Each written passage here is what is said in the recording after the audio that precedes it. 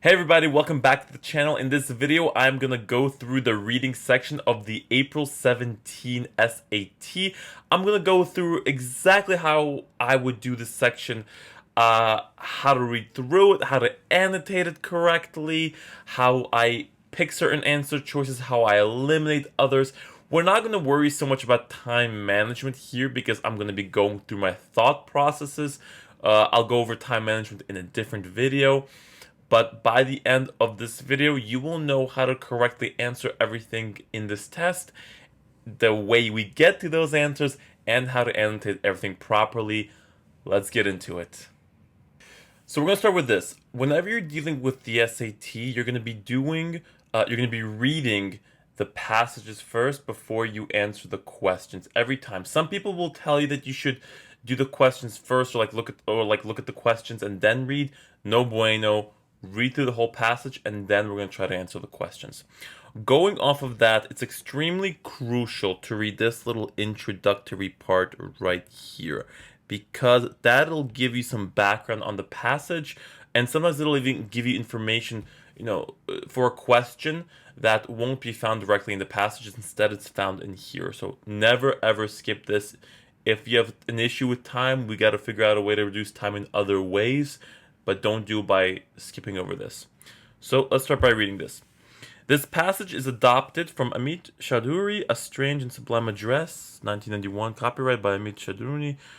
A 10-year-old boy named Sandeep travels with his mother, his aunt Mamima, and his uncle Chotamama to visit family in Calcutta, India. So this gives us some nice background.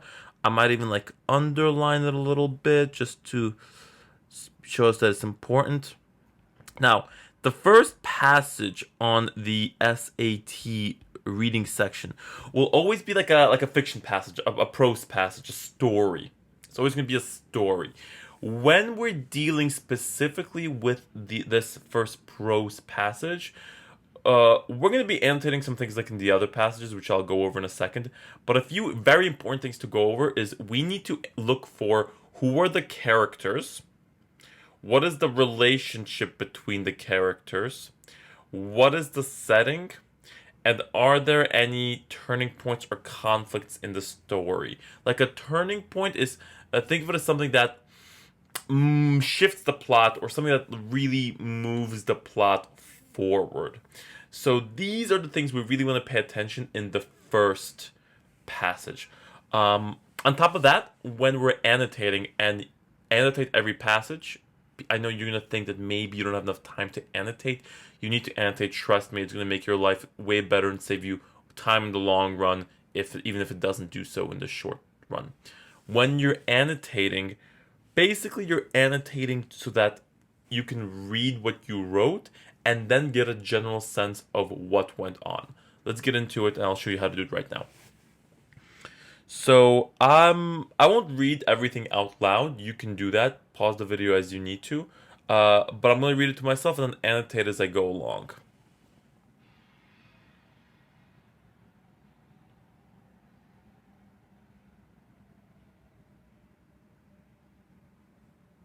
So, cool. I just finished reading that paragraph. The way you want to annotate is you want to annotate roughly every 10-ish lines or so. If a paragraph ends a little bit before, or if a paragraph goes a little bit further, maybe if it's like 8 to 12 lines, that's perfectly fine. Just on average, you want to annotate about every 10-ish lines of information if you're basically comprehending it fine. So in this case, in this paragraph, basically what I read was that the boys were playing and on the steps of a shed, and then they stopped to give Chotamama directions to the house. Okay, so, and yes, their son and daughter have arrived last night with their first child. So what I'm gonna do is I'm just gonna on the sides just write down boys stopped playing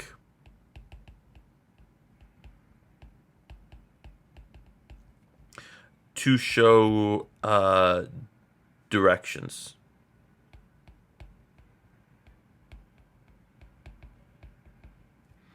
To show directions to Chotomama. I might even just write CH for Chotomama just so I don't have to write the whole thing out. And that's all I'm gonna write. Nothing else. Just, you wanna write, like, when you're annotating, you're not annotating for somebody else to understand what's going on. You're annotating so that you understand what's going on when you read the annotations. It's perfectly okay if I don't understand what's going on. Like you could use shorthand. In fact, you should use shorthand. Shorten names. You can shorten certain words. Something that helps you out. If you're looking for the setting and you wanna mark off the description of the setting, write an S for the setting. If you see a big turning point or a conflict in the story, write TP for turning point, or like C for conflict, just like that. Okay, so I'm just gonna keep reading. Next like 10 lines or so. Is it a girl or a boy? Ask my meme rolling in the window. A girl, said the boy. Okay, cool. So now I'm just gonna keep reading for another 10ish lines up until like line 20, between 20 and 25ish.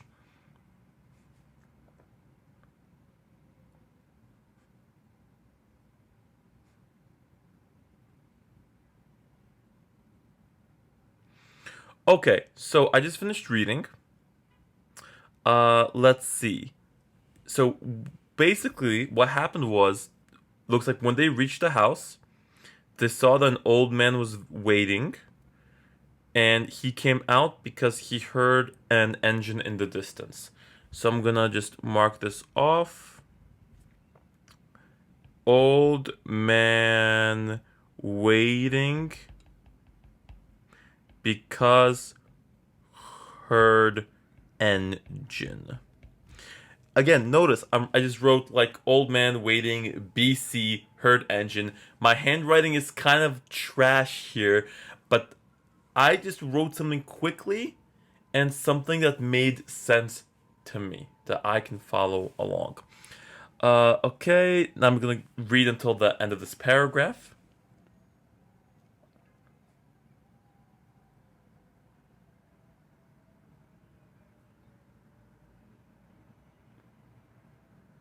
Okay, so it looks like this guy was telling his wife that he heard the car, he knew it was the car. I told her you were coming.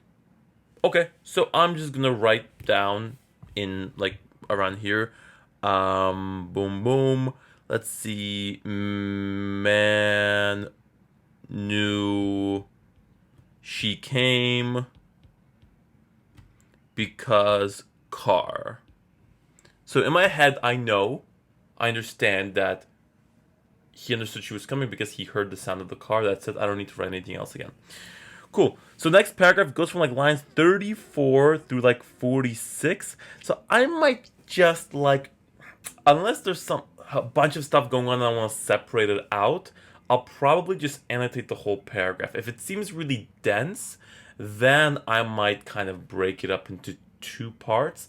That part is very subjective, and this requires practice. Just if you'll as you start reading, you'll really know whether you need to kind of break it up into two paragraphs or whether you should just go through the whole thing.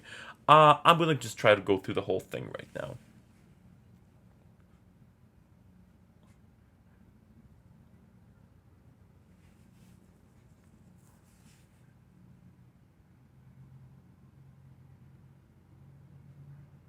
Okay, cool. So I'm done reading. So what happened in this paragraph was, um, it looks like Mamina. Let's see. Just too much. Come on, just give me number. Should be. It's not. It was nothing, of course. But they fuss and fuss with illusion is something unique and unencountered. Okay, so like Mamima gave the yogurt and stuff to old lady. So maybe I'll just say M gave treats to old lady.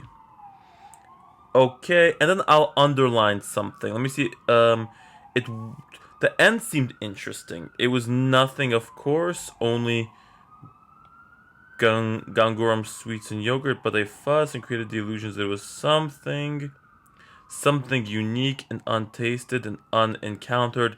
And I'm just underlining this because it kind of stood out to me. So not everything has to be written out. Like, you're writing out the main ideas of the paragraph, but if there's like little details and stuff that's sticking out to you, underline that. Or also, if the main idea happens to be somewhere in the passage, then you could just sort of underline it and write like MI for main idea, so you know, so you don't have to spend the time to write it all out. Okay, I'll read the next couple of paragraphs because they're pretty short.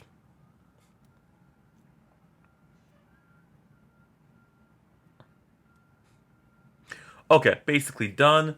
So the son and daughter. So like, what did I read? Well, the son and the daughter-in-law basically came out of the room, and they went to touch Chotomama's feet, and then Chotomama basically stopped them, said they didn't need to do that. So let's see. I'll write here. Son, I'll probably just underline it honestly.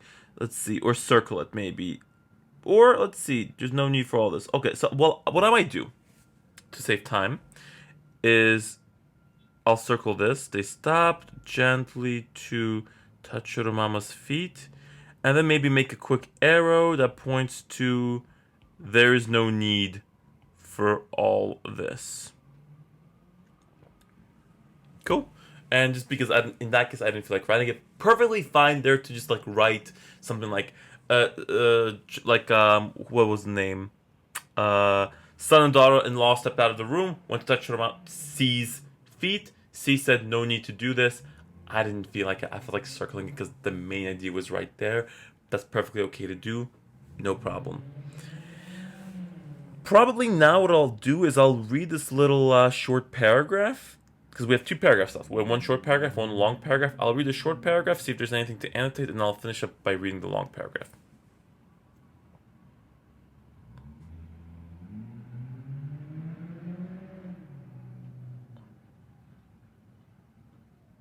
Okay, so again the toe thing. So I'll write here, tries to touch C's toes again. Again. Cool. That's it. And now I'm gonna go for the final paragraph and see what's up. How many minutes are we in? We're like 12 minutes into the video, but again, explaining the thought process. Trust me, when you practice this a little bit and you do it over and over and over again, it's gonna go like this. You're just gonna be reading, and as you're reading, you're gonna be annotating. It won't take that much time at all. Okay, last paragraph. I'm just gonna read through it real quick.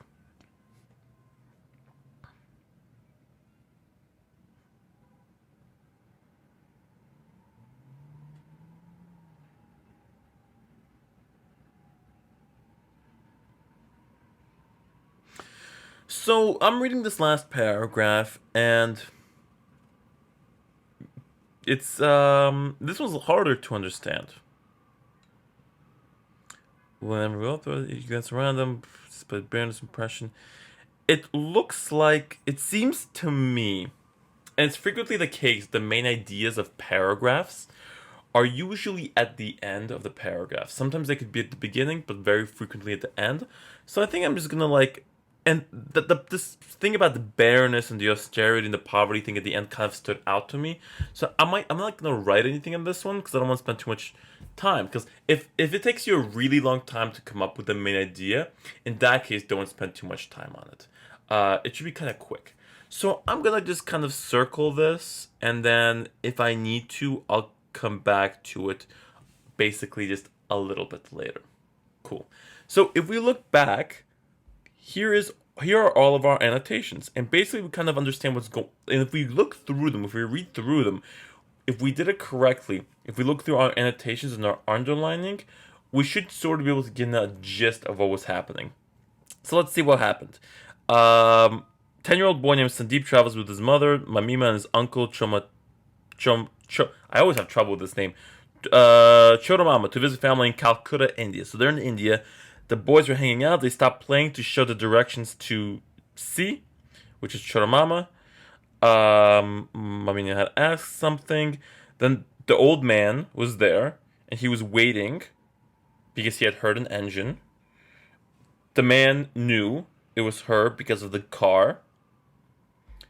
So then they went there. M, which was Mamima, gave the treats to an old lady. Um, it was nothing, of course, only the sweets and yogurt, but they fussed and created the illusion that it was something and unique and untasted and unencountered. Okay. The son and mother-in-law emerged from the room. They touched C's feet. C said there was no need for that. Then someone, looks like the son, tried to touch C's toes basically again. This actually might have been an important part, that this was half a token of, at the end of that paragraph, I'm going to circle it right now. This was half token of gesture towards modesty and half towards the old traditional India. I don't know. It's at the end of the paragraph. It seems like to stand out to me, so I'll pay attention to it. And then something at the end about the room being bare and give an impression of austerity rather than poverty. So more or less, we got a general idea of what was going on, how we got through this. So now at this point, I think that we can go and take a look at the passage and basically try to answer these questions. So let's look at the first one. The first one is, according to the passage, the old man was standing on the veranda because why? So now that we actually get to the questions, here's what we got to do. We are going to just fully ignore the answer choices completely until we answer the question ourselves. So this is the first important part of the strategy. Cover up the answer choices.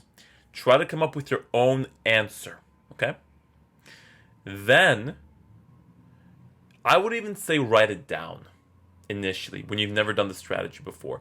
Because a lot of times when students start doing the strategy, they come up with an answer, but then they kind of adjust it to the answer choices, and it ends up failing them because then this would be an answer choice that was kind of close, and they kind of changed something or other, or they changed whatever they thought of, or they couldn't remember what they initially thought of. So when you're first doing this strategy for the first several reading sections, not even passages, just several full reading sections, what I want you to do is write down the actual answer that you come up with, and then match to the answer choices and whatever's closest. Now, if you run into a situation where it doesn't match exactly what you wrote down, and I'll show you how to do these because we'll definitely get to those in this section, we'll have other strategies to deal with that.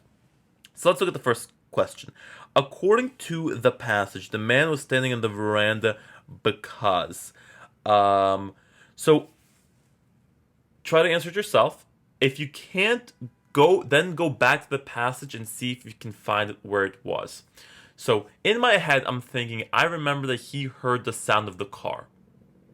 So what I would write down is, heard sound of the car, boom. If you didn't remember that, then you go back to the passage. You know, the questions kind of tend to go along with the passage. So the first couple of questions will probably deal with the first half of the passage. So look at that, actually. It happens to be in our annotations, in fact. Old man waiting because heard engine, which is also exactly what I came up with. So now we're going to look at the answer choices and see which one it matches with. He was watching cars travel down the road. That was not it. That's not what we came up with. The two boys had reported visitors would soon arrive. That is not what I just said, right? So we're going to get rid of that. He had heard what he believed to be the visitor's car. This seems to work, so I'm going to leave it. Go through all of the answer choices just to double check there isn't a better answer choices. Or because sometimes maybe you missed a word here or there in another answer choices, which made you think that it was correct. So you always want to go through all of the answer choices. And then D, he enjoyed listening to Quiet Sounds of the Evening. That's definitely not it, based on the answer that I came up with. And I'm not changing the answer I came up with.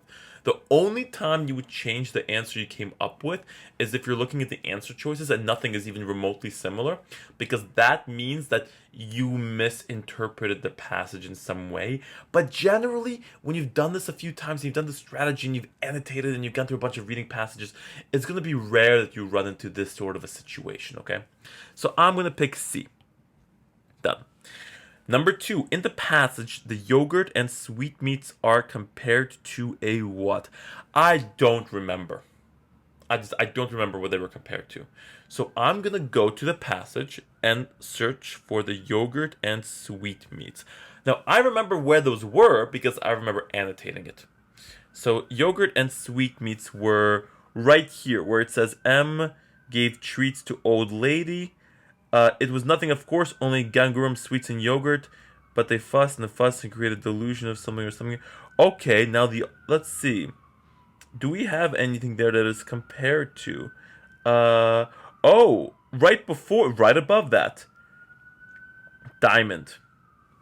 So a diamond is a jewel, or you don't even have to. I just said that because I saw the answer choices, but you would still cover it up.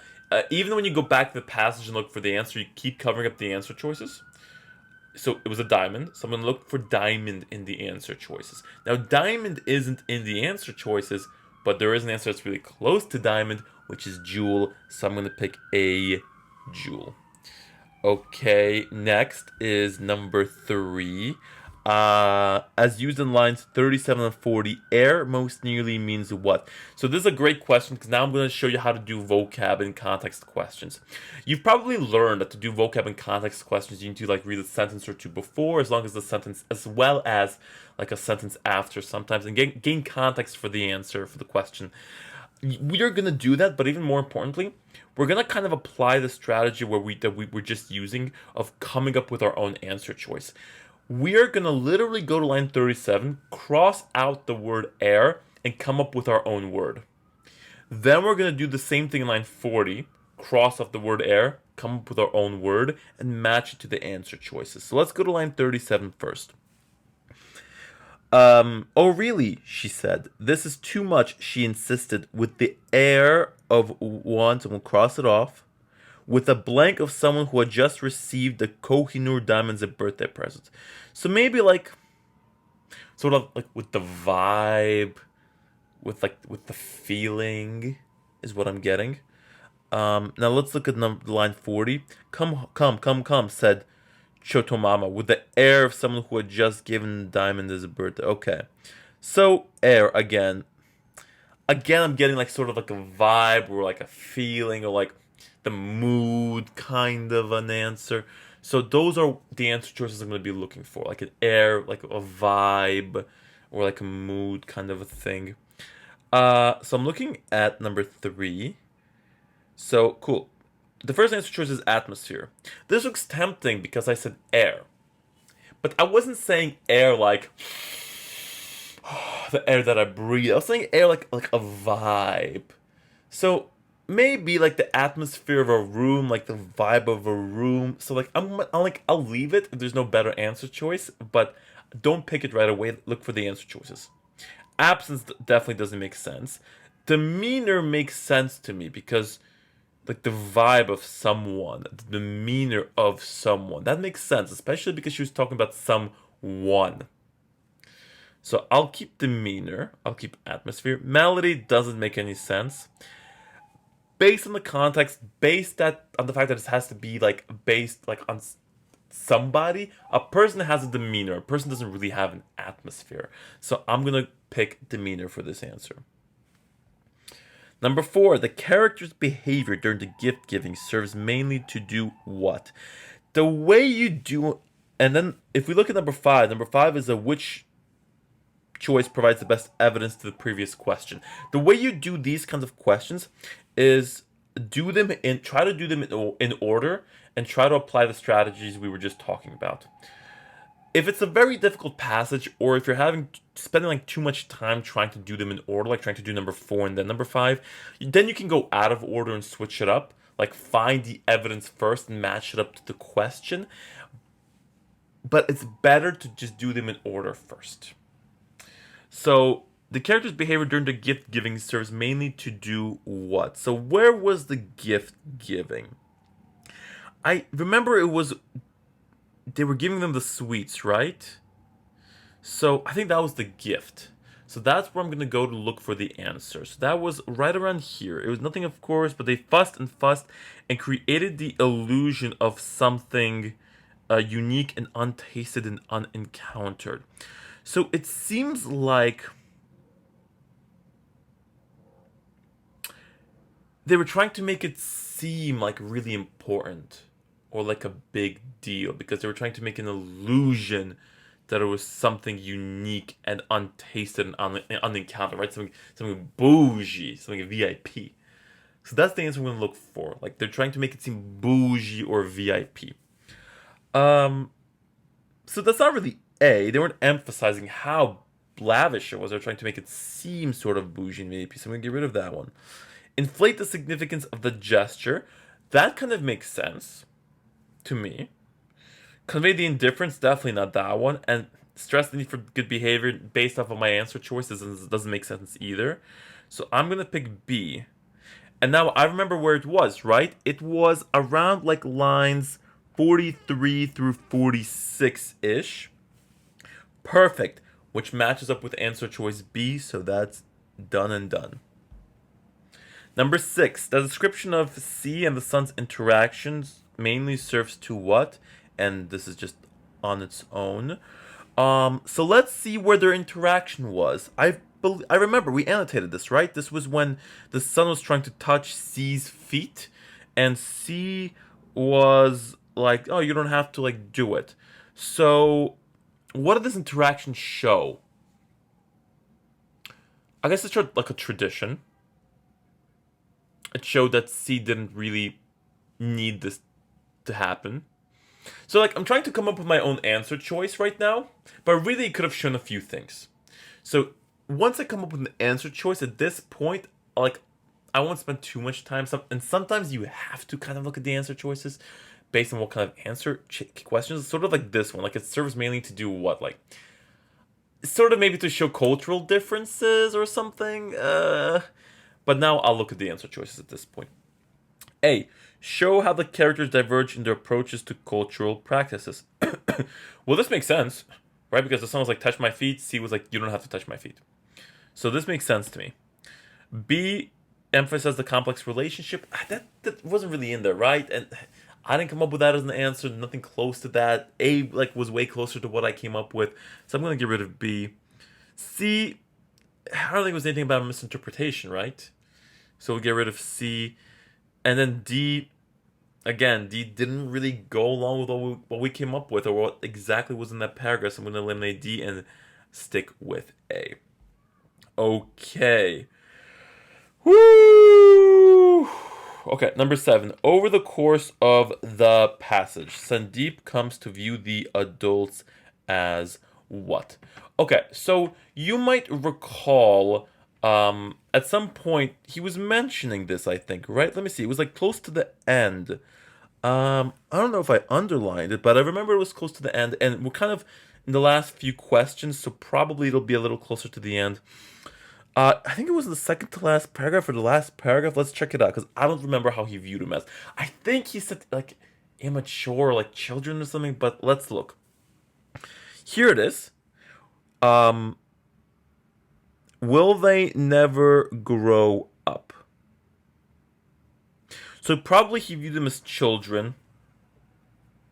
Or like kids. Yeah, like kids or something, right? If he's asked, will they ever grow up? So I would probably pick immature. Number 8 and... Okay, ooh, now this is tricky. I want to mention this because 8 and 9 look a lot like questions 4 and 5 looked. But look at 9. 9 isn't a question about which of the following provides the best evidence to the previous question. 9 is...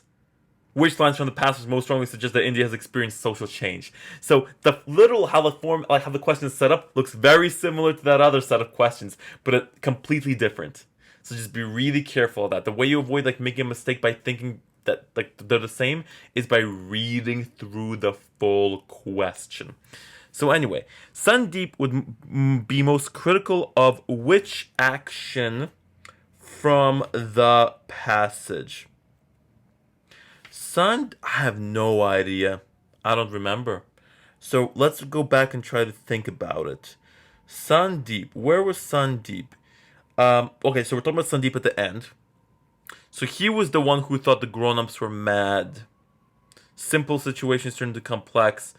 Everyone felt important and happy. Will they never grow up?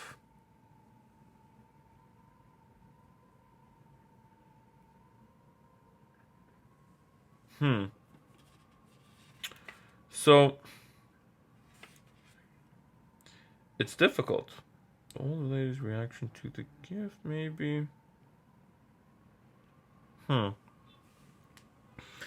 let's go through the answer choices one by one and see if any of them make sense. The two boys playing carom? Probably not. Right? I mean, he thought the grown-ups were mad. Nothing about the kids. He was fine with the kids. He was like, why don't the grown-ups grow up? So I'll get rid of A. Mamima's inquiry about the gender of the child, that doesn't really make any sense either, right? Like why? The gender of the child was over here kind of the beginning, and that's it. Right? Why would the little 10-year-old Sandeep worry about this? So probably not that. The old lady's reaction to the gift. Where was the reaction to the gift?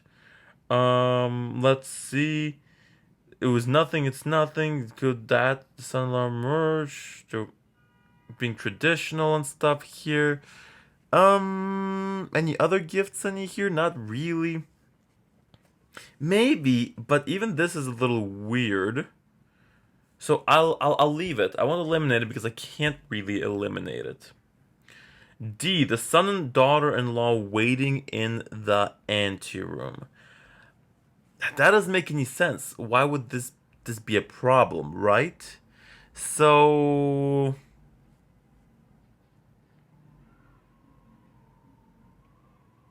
D doesn't make sense either. So I, just from elimination, you gotta remember the Sherlock Holmes quote. Once you eliminate the improbable, once you eliminate the impossible, whatever remains, however improbable, must be the answer. So from this, probably C would make the most sense.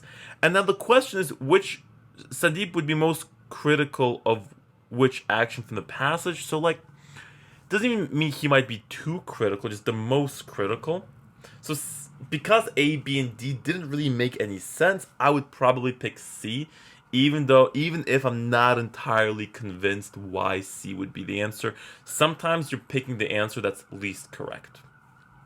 But anyway, when you're in a position like this, don't worry too much about trying to find justification for it. If you've eliminated 3 answer choices that you're very confident are incorrect, you pick the one that's left over. Number 9, which lines from the passage most suggest that India has experienced social change? So we have to kind of go through all these lines. That's all there is to it. There isn't really a shortcut. 36 through 37. There's no need, she said, or really, she said, this is too much, she insisted. I mean, that looks funky. Let's look at the other answer choices. 48 through 51 is the son and daughter law-in-law emerged, they kissed the feet. That seems very traditional. Doesn't seem like that's a social change. 54 through 57 is, let's see. This was half a token gesture towards modesty and half towards the new modern India, Nehru's secular India, free of ritual and religion. This definitely says something about social change. They basically said that it looks like it's changing and becoming more modern. So A, B are out. C looks right, but let's check D just to make sure. 73 through 76.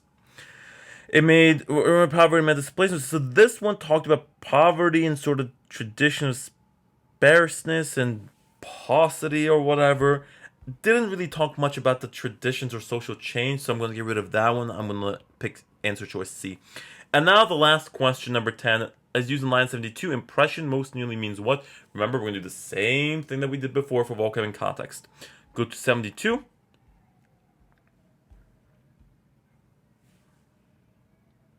Okay. And let's get the context in.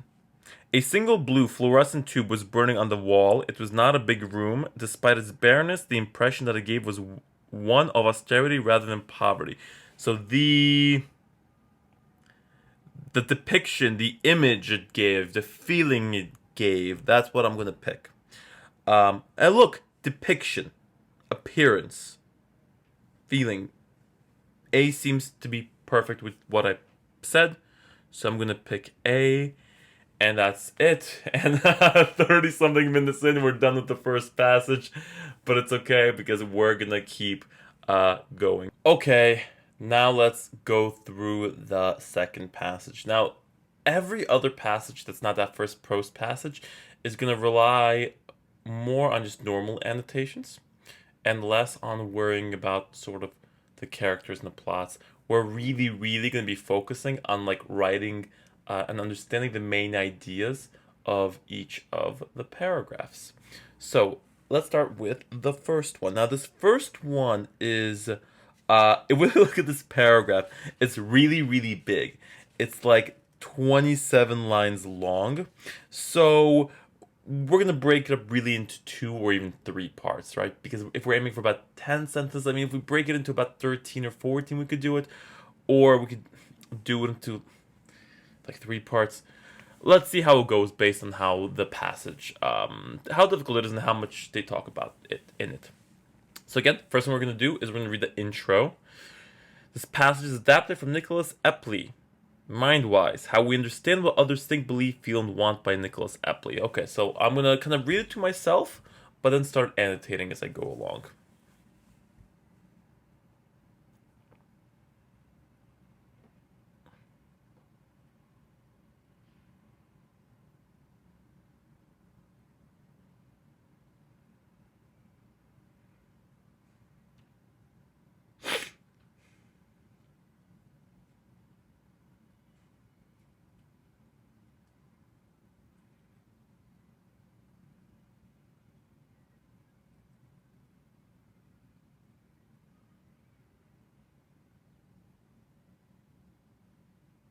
Cool. So, first, roughly, let's see, maybe, I don't know, 10-ish, like 9-ish lines.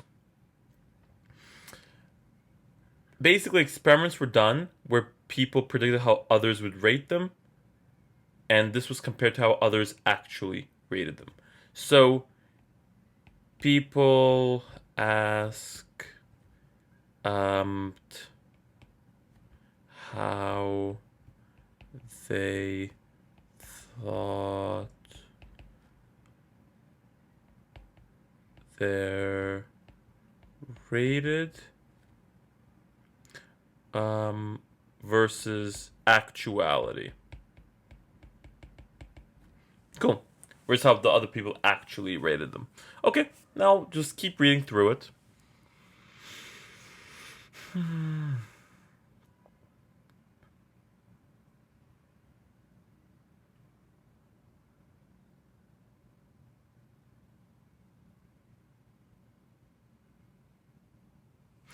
So now the rest of this seemed to kind of be like some details about it. So I might like put like just write down details about experiment here.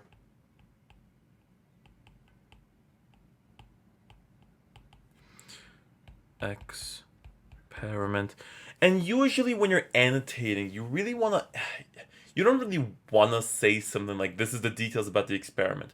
It's like better, for example, to say like these were the details from the experiment.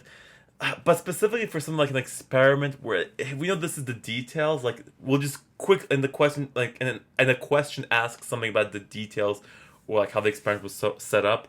Like we know where we have to go. We know we just got to go to the paragraph about the details. So in this specific scenario, I think this is perfectly okay. Now let's finish up the rest of the paragraph. And I think this last part is important. Like, where perfect correspondence yields a correlation of 1, and no correspondence yields 0, and the closer to 1, the stronger the relationship is. Because this isn't obvious to everybody. Some people took stats classes, some people don't, so this seems pretty important. Cool. Next paragraph is shorter, so we could probably just annotate the entire next paragraph in one go like this. So let's try it out.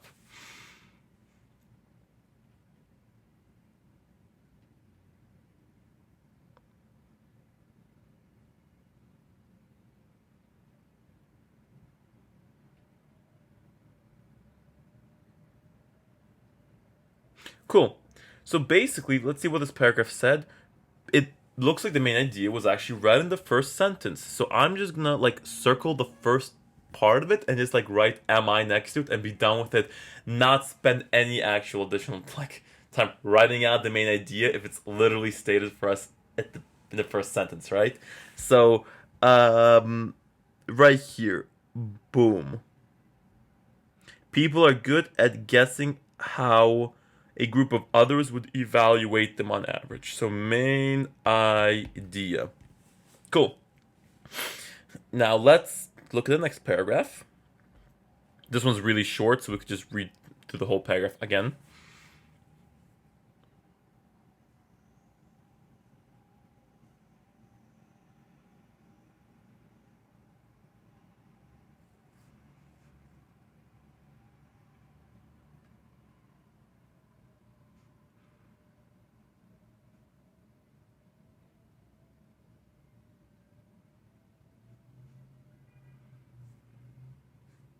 Okay, so we have bad news. The experiments also assessed how well people could predict the impression of any single individual within a given group. Okay. So let's see. You may know, for instance, that your coworkers in general think you're rather smart. Okay. So let me see. Let's maybe I would underline this for others may think, but do you know the difference? Evidently, no. Okay, so actually, this paragraph looks like it goes with the beginning of the next paragraph. Just because I just accidentally glanced at the beginning of the next paragraph. Because we didn't get much out of this paragraph, actually. It just said, like, the experiments assessed how well people could predict the impression of any other individual. So I guess I would circle that, but that didn't give us too much information. But then at the beginning of the next paragraph, they kept going into it. So let's read the next paragraph real quick and then figure out what the main idea of that is.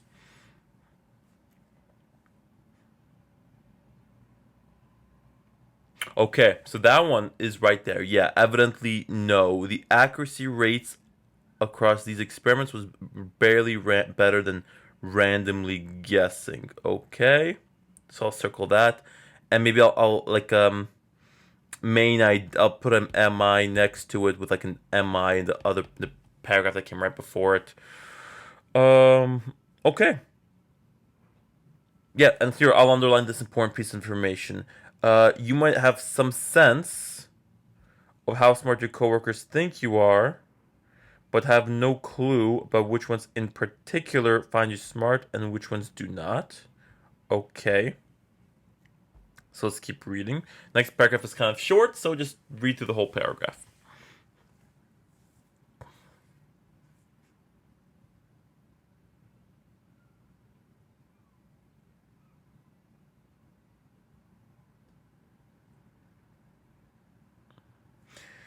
Okay. So this one seems like the other one, that other paragraph we just had a few minutes ago, where they like gave us some information, but like didn't really and posed questions, but didn't really give us like much information about those questions. Um, so let's see what they were saying. You must have a much better sense of who likes you and hates you within a group. So that looks like the question they were getting at. So maybe like it's hard to find traits.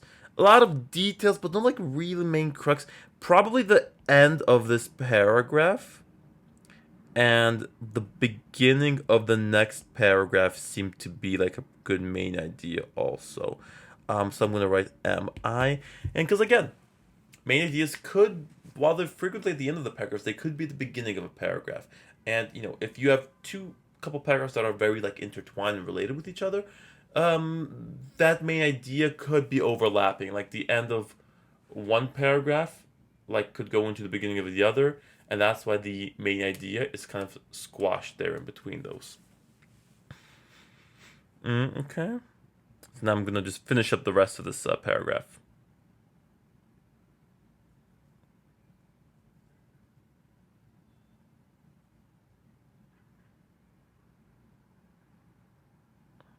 Okay. So basically that's it.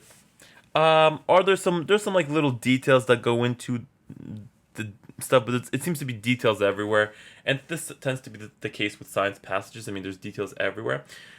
focus on understanding the main crux of the stuff and like annotating well, and then you don't have to annotate every little detail.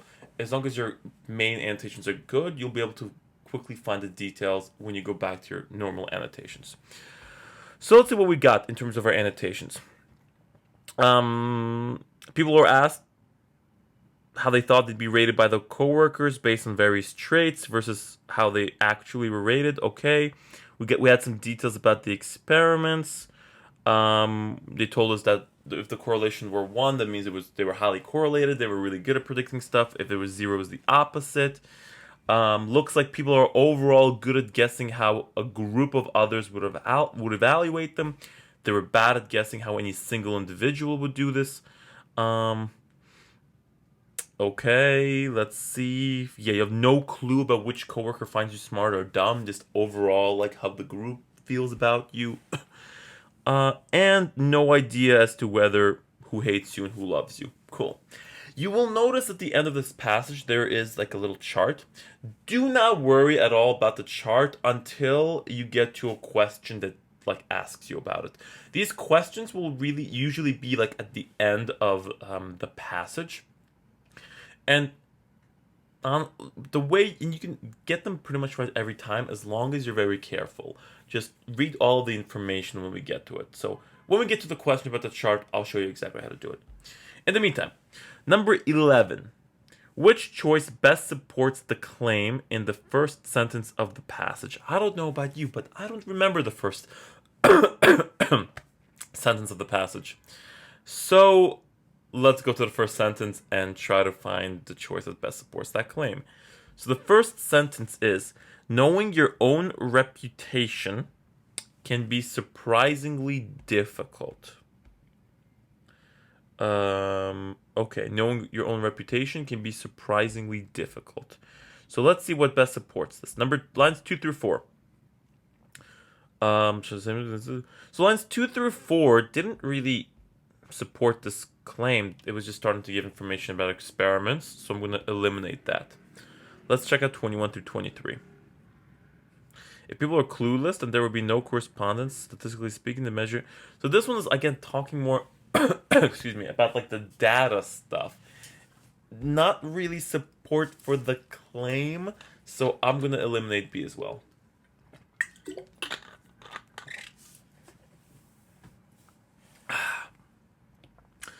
Let's check out C, 26 to 27. Again, this is the correspondence stuff, right? The correlation stuff, like the 0 and 1 data stuff. That isn't really supporting the claim. So I'm going to get rid of C. So that tells me it's going to be D, but let's double check. 54 through 58. Although you might have some sense of how smart your coworkers think you are, you appear to have no clue about which ones in particular think you're smart and which ones do not. Yeah, that makes perfect sense with what goes with it. So I'm just going to go ahead and pick D right now. Okay, number 12. The information about statistical measurement in lines 23 to 27 is presented in order to do what? Let's try to answer this on our own. So 23, let's see. The stats, the info about the stats in 23 through 27, why was that there? Well, let's look at 23 through 27. If people knew what others were thinking, there would be a perfect correspondence. If people were clueless, there'd be no correspondence. And then and then they went into the correlation stuff. So basically, it seems like they were showing this to make us maybe understand how they would present the data. Or make us understand, so we would be able to interpret the data that they would show, right? Because they're explaining the correlation stuff. The only reason to go into all that data is if they're like gonna be using that data. Okay. So let's check out the answer choices. So my answer was so that we would have some way of like understanding the data that they would show us, or like interpreting the data that they were gonna show us. A doesn't work. That doesn't make any sense because that's just not what I said. Not even close to what I said. B has the same issue. C has the same issue, or a different issue. Well, the issue that is not what I said. That's like always the same issue. If you come up with an answer choice and like you're going through the answer choices and it's not what you said, it's probably not going to be the answer choice. That's why you really have to come up with the answer choice on your own. It really helps just eliminate stuff like that. Like D, provide context for the way in which the results of the experiment will be discussed. Yeah, right. This is pretty much almost word for word what I came up with, so I'm gonna pick D. 13 and 14. So these ones we can see they're going together. 14 is the evidence for 13, but we're gonna do them in order, mother cluckers. Like I said before, order. Boom, boom, boom. 13, then 14. I have no idea why I just snapped, but I did. 13, based on the passage, in which situation would an individual stand the greatest chance of accurately predicting how he or she is perceived? They're asking us to pick between situations here. So you can't, like, really answer it on our own without looking at the answer choices, right? So we have to look at the answer choices. We don't really have a choice in this for this question, so I will. Okay. An intern predicts the impression that her direct supervisor holds of her. I remember that, I think we annotated this, right? That they said the results of the experiment showed that people are somewhat good at predicting how the group views them, but not how an individual views them. So based off of that, I'm gonna eliminate A. B. A manager predicts the collective opinion of employees about her abilities. So this is one person predicting how the group thinks about her. Okay, yeah, that was in there, right? That was like, yeah, that was right here. The experiment suggested people are good at guessing how groups would evaluate them. So I'm gonna leave that. Instructor predicts the enthusiasm of his class after talking with 2 students. Too small, right? Again, it's like also, does this have anything to do with what we were talking about? No, out. And D, a biographer predicts the esteem in which he is held by the living subject of his book. Again, nothing to do with this, right? This whole thing was like, you can predict how groups of people generally view you, but not like an individual. So I'm going to eliminate D. I'm going to pick B. And now, I mean, I think we know where this was, actually, without even looking at the answer choices. This was right here, right? It was, like, around lines, like, 28 through 30-ish, which is answer choice B, so I'm just gonna pick that one, because I know it's there. We annotated, and look how quickly, like, when we annotated, I remembered exactly where it was. I just went right back.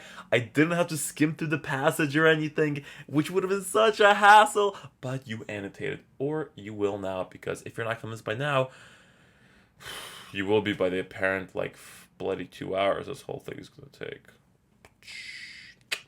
Let's look at 15. Great, we have a vocab and context question for 15. So, as used in line 35, magnitude most nearly means what? Let's go to line 35. Remember, we're going to cross off magnitude, replace our own word. To put that in perspective, this is roughly the same blank as the correlation between the heights of fathers and the heights of sons. Like the same strength, I think. Yeah, the word I'm going to come up with is strength. I think that makes sense. Cool. Yeah, I mean, strength is right here. I'm going to pick it. Done. 16. What main effect do the words clueless and mind reading have on the tone of the passage? I don't really know just by looking at it, so I'm going to go and, like, try to find them and figure out, like, what this clue is going to be. Yeah. Let's look. 38. I have perfect insight, but very far from being clueless. In other words, you probably have a decent sense of what others generally think of you. Okay. I guess it's kind of informal-ish, maybe friendly. Line 61. But perhaps this is holding your mind reading ability. It's too high of a standard. It seems like they're being kind of casual, right? Like maybe teasing you a little bit. Maybe like light teasing, right? Like light teasing, sort of casual. Maybe being kind of friendly with the reader. For something like this, just kind of think of like just the vibe you're getting. Don't overthink it. Like just think about the sort of just the vibe you're getting from it, and then pick the answer that sort of like matches that vibe. So I think it's kind of casual, kind of relaxed, kind of like you're maybe teasing with you or playing a little bit with you. You can come up with a few of these words and then just look at the answer choices. They contribute to a casual and gently humorous tone that renders a potentially specialized discussion more approachable. Okay, this makes sense. So I'm going to leave it. Contribute to a slyly mocking, disapproving tone. They were like definitely maybe slightly teasing, but like mocking and disapproving. I don't buy it. That doesn't really make sense to me, so I'm going to get rid of that one. A pessimistic tone, no. Thoughtful yet uncertain tone that casts doubt, no. What I said was like casually, maybe kind of teasing. That doesn't make sense. I'm going to pick A. The author quoted in lines 58 through 60 expresses which view of the study's results? Okay, well, let's look. 58 through 60. People seem to have a tiny glimmer of insight into how they are uniquely viewed by particular other people. Well, the whole result, well, so he was saying that people aren't good at figuring out how other, like, an individual views them, right? The results of the study, and again, these are all annotations, but I'm remembering them, so I'm not going back. But if you don't remember, you go back. Again, fairly good at predicting how a group views them, really terrible at how an individual views them. That seemed to match with the being terrible at how the individual views them. So A, promising? No, doesn't seem like it, right? Like, nah. B, knows very little about how they're regarded by groups of people. So it was the opposite of this, right? They knew how they were viewed by the groups of people. So it can't be this answer choice. They reveal that one individual hardly knows what another individual thinks of him or her. Yeah. I shouldn't have circled that. I should have put like a little dot next to it. But like, let's check out D.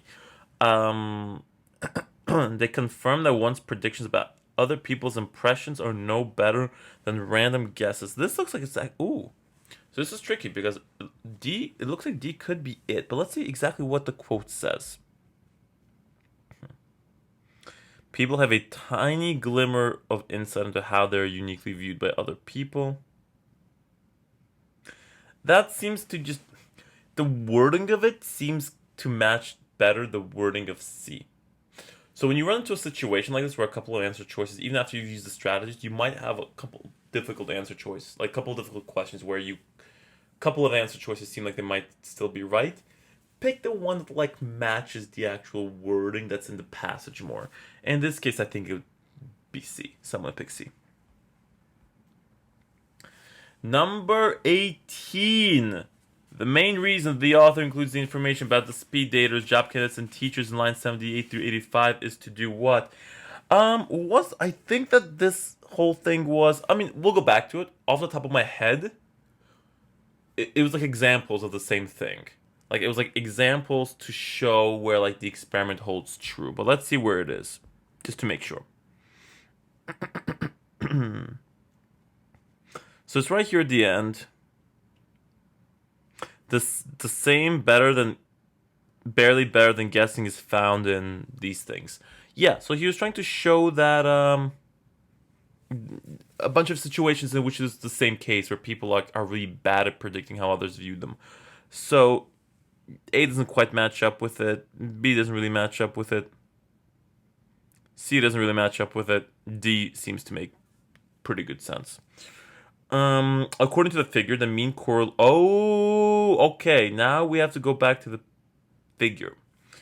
According to the figure, the mean correlation that most nearly approaches complete agreement exists between individuals' self-perception and what?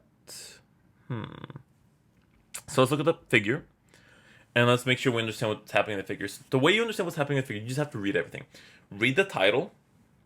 read what's on the x-axis, read what's on the y-axis, read any keys that are in there, then read any information about it, and then try to answer the question. The reason people miss questions like this is because they just don't look at all the information. They don't look at all the axes, and they're not careful about it. They're not meticulous enough about it. If you look at everything and just be really careful with it, you won't get these questions wrong. So let's see. This whole chart is called Mean Correlation of Perceptions of Individuals Among New Acquaintances and Old Acquaintances. Okay. And then on the y-axis is mean correlation, okay, between 0 and 1. X-axis are, okay, A, B, and C. What are A, B, and C? Well, they tell us. A is a correlation between individuals' self-perceptions and those individual predictions of how others perceive them. B is the correlation between individuals' self-perception and the actual perception of those individuals by others. And C is the correlation between individuals' predictions of how others perceive them and the actual perception of those individuals by others. Okay, so what was the question again? The mean correlation that most nearly approaches complete agreement exists between individual self-perception and let's see.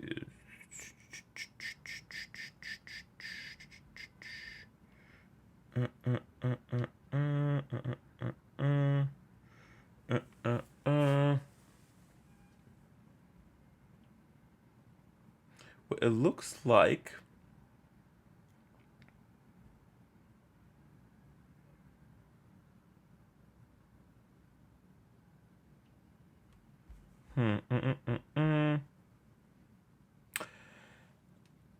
okay, the most that's incomplete. So if it's 1, it means it's in complete agreement. If it's 0, it means there's like no agreement.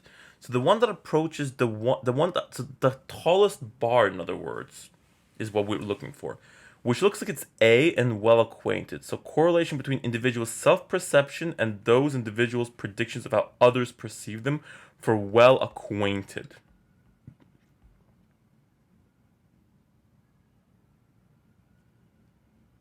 Yeah.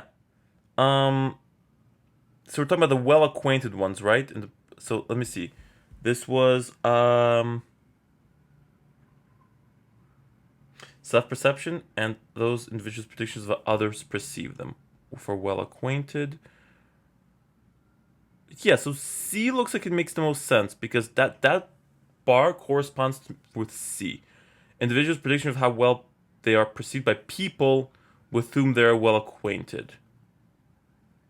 The prediction make about D doesn't make sense. Actual perceptions? No, this was predictions, not actual, so it's not B. How again? A is actual, so it's not A. So C seems to definitely be the right answer. And the way we got there was we were just really, really careful, basically. 20. Which statement best exemplifies the distinction made by correlation C in the figure? So let's try to establish what correlation C in the figure was. Correlation between individuals' predictions of how others perceive them and actual perception of those individuals by others. So this is like how people think others will perceive them versus how other people actually perceive them. And this was like the low correlation, below like 0.4. Let's look at the answer choices. Sally believes she's outgoing but thinks that others will describe her as reserved. Okay, that doesn't really match that relationship that we came up with. Sally expects others will say she's outgoing, but many describe her as reserved. This makes sense because the correlation is lower, and it was pretty low. It means like the predictions of how others will view me won't match up with how others actually view me. C, she's been told she's outgoing, but only people she's well acquainted with. That doesn't make sense. And D is, well, within C, well, D seems to be like showing two opposite things, but in C, it's like the correlation is low for both of them. So D shouldn't work. So I'm gonna pick a B. Cool. And now 21. And usually you won't really have like 3 questions dealing with like a chart or a graph. You'll have like 1 or 2. This passage is more of an exception, but we got a third one, so let's check it out. Whew. 21. Information in the figure is most useful for addressing which question provoked by the passage. We can't, right? We have to look at the answer choices. We just cannot come up with our own answer for this. So let's do it. What determined the traits that researchers tended to focus on in the experiments being analyzed? I don't think so. I don't think this has anything to do with anything. So let's get rid of that. Why are individuals more likely to accurately predict why? No. They didn't ask anything about why or what determined or anything, any of that. So we're going to get rid of B. To what degree are people able to predict how individual acquaintances perceive them? Okay, yeah, this answered it, right? Like the whole thing was individuals were bad and groups were good. So let's leave that. D, trustworthiness. What? Nothing in here had anything to do with trustworthiness, like whatsoever, right? So we're gonna get rid of D. So C is gonna be our answer. Okay, 2 passages down. Now we are up to passage 3. Now, for a number of my students, the science passages are very scary because they see a lot of information, especially in tables and charts. There's a lot of scientific jargon, and they're worried about it because they're trying to understand it and have difficulty with it. As long as you keep applying the strategies that we've been discussing, you're gonna do okay. Because remember, the SAT is designed in a way that you will be able to answer the questions. So let me show you how you would do the science section on this 3rd passage. And the main thing is just you're trying to understand what's going on, but you don't need to understand every little fact. Because there's a little fact that they're going to ask you about in a question, they'll answer it. And then you can worry about going and finding the little fact and getting the info about it. Otherwise, there's little things here and there that you don't get. No big deal. Just skip over them. We're just trying to understand the main crux of the passage in the paragraphs. So once again, we're going to start by reading the little intro. The passage is adapted from David Shiga. Has Pluto sent us a message in series at copyright 2008 by Read Business Information, whatever. Okay, so the first couple paragraphs are short, so we can, none of the paragraphs are that long, so we can go ahead and try to annotate paragraph by paragraph, or if we find that a paragraph is too short, we can do an annotation for 2 paragraphs at once. So I'm going to start reading through it to myself. You do the same, and then I'm going to explain what I'm going to annotate.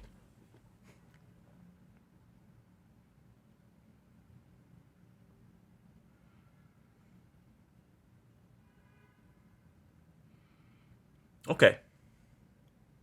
So the first paragraph, what I'm getting is there's this dwarf planet Ceres that may have been born in the same realm as Pluto, and that it will be and that it may have traveled really far, and if so, it would be further evidence that a massive upheaval rearranged in the early solar system. Okay. So I'm just gonna underline that part. A massive upheaval, or if so, it would be further evidence that a massive upheaval rearranged the solar system. Because that's probably what I would have written for the main idea, so I'm not gonna, because it's right in there, so I'll just underline it. Next paragraph. So Ceres is the largest object. It's not the only reason it doesn't fit in with many of its companions according. Okay, so I'll underline Ceres, not the only reason why it doesn't quite fit in with its companions. Saving myself writing time. Let's read the next paragraph.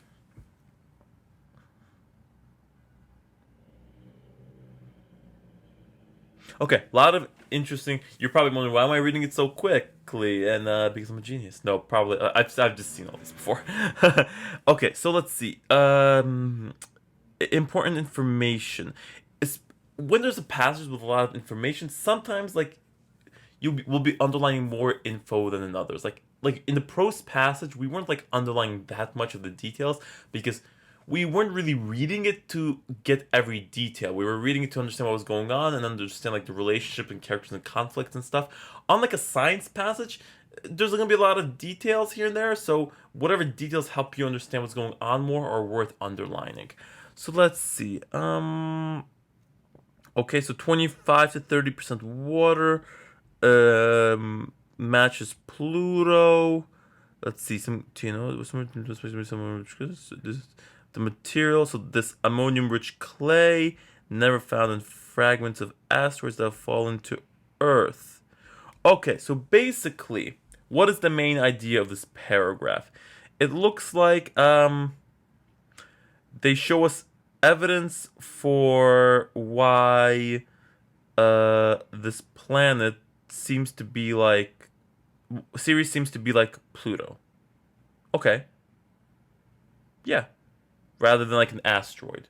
So I'm gonna write next to it why Ceres more like Pluto than Asta. Boom. Next paragraph.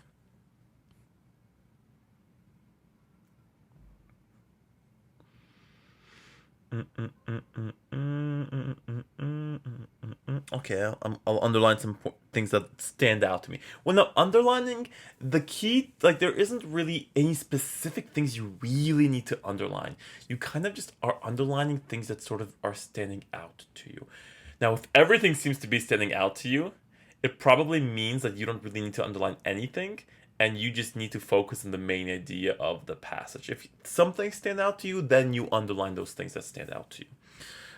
So like this part right here. Some researchers think that orbits of planets were once unstable. Okay. Let's see. Many of the icy objects from the outer pulled inward by gravity of the two planets. Okay, so basically, what is the main idea of this paragraph? It looks like it's this nice model saying basically that Siri pulled was pulled away or pulled into something. Let's see. It was that Ceres was pulled towards Uranus and Neptune. Okay, so I'm gonna say Ceres pulled to Uranus plus Neptune. Cool. Next paragraph. Botkin Hal. Okay.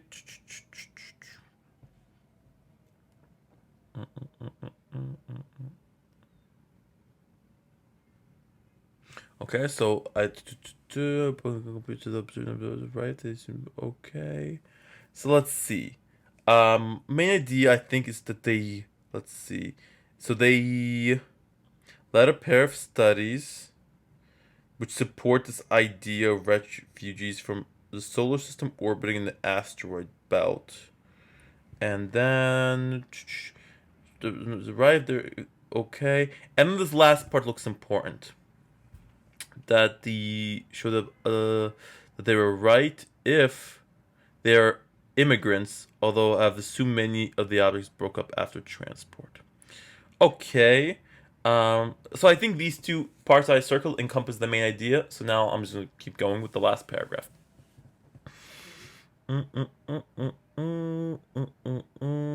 Okay, so now this guy, Thomas McCord, he agrees with something, but then disagrees with something else. And why?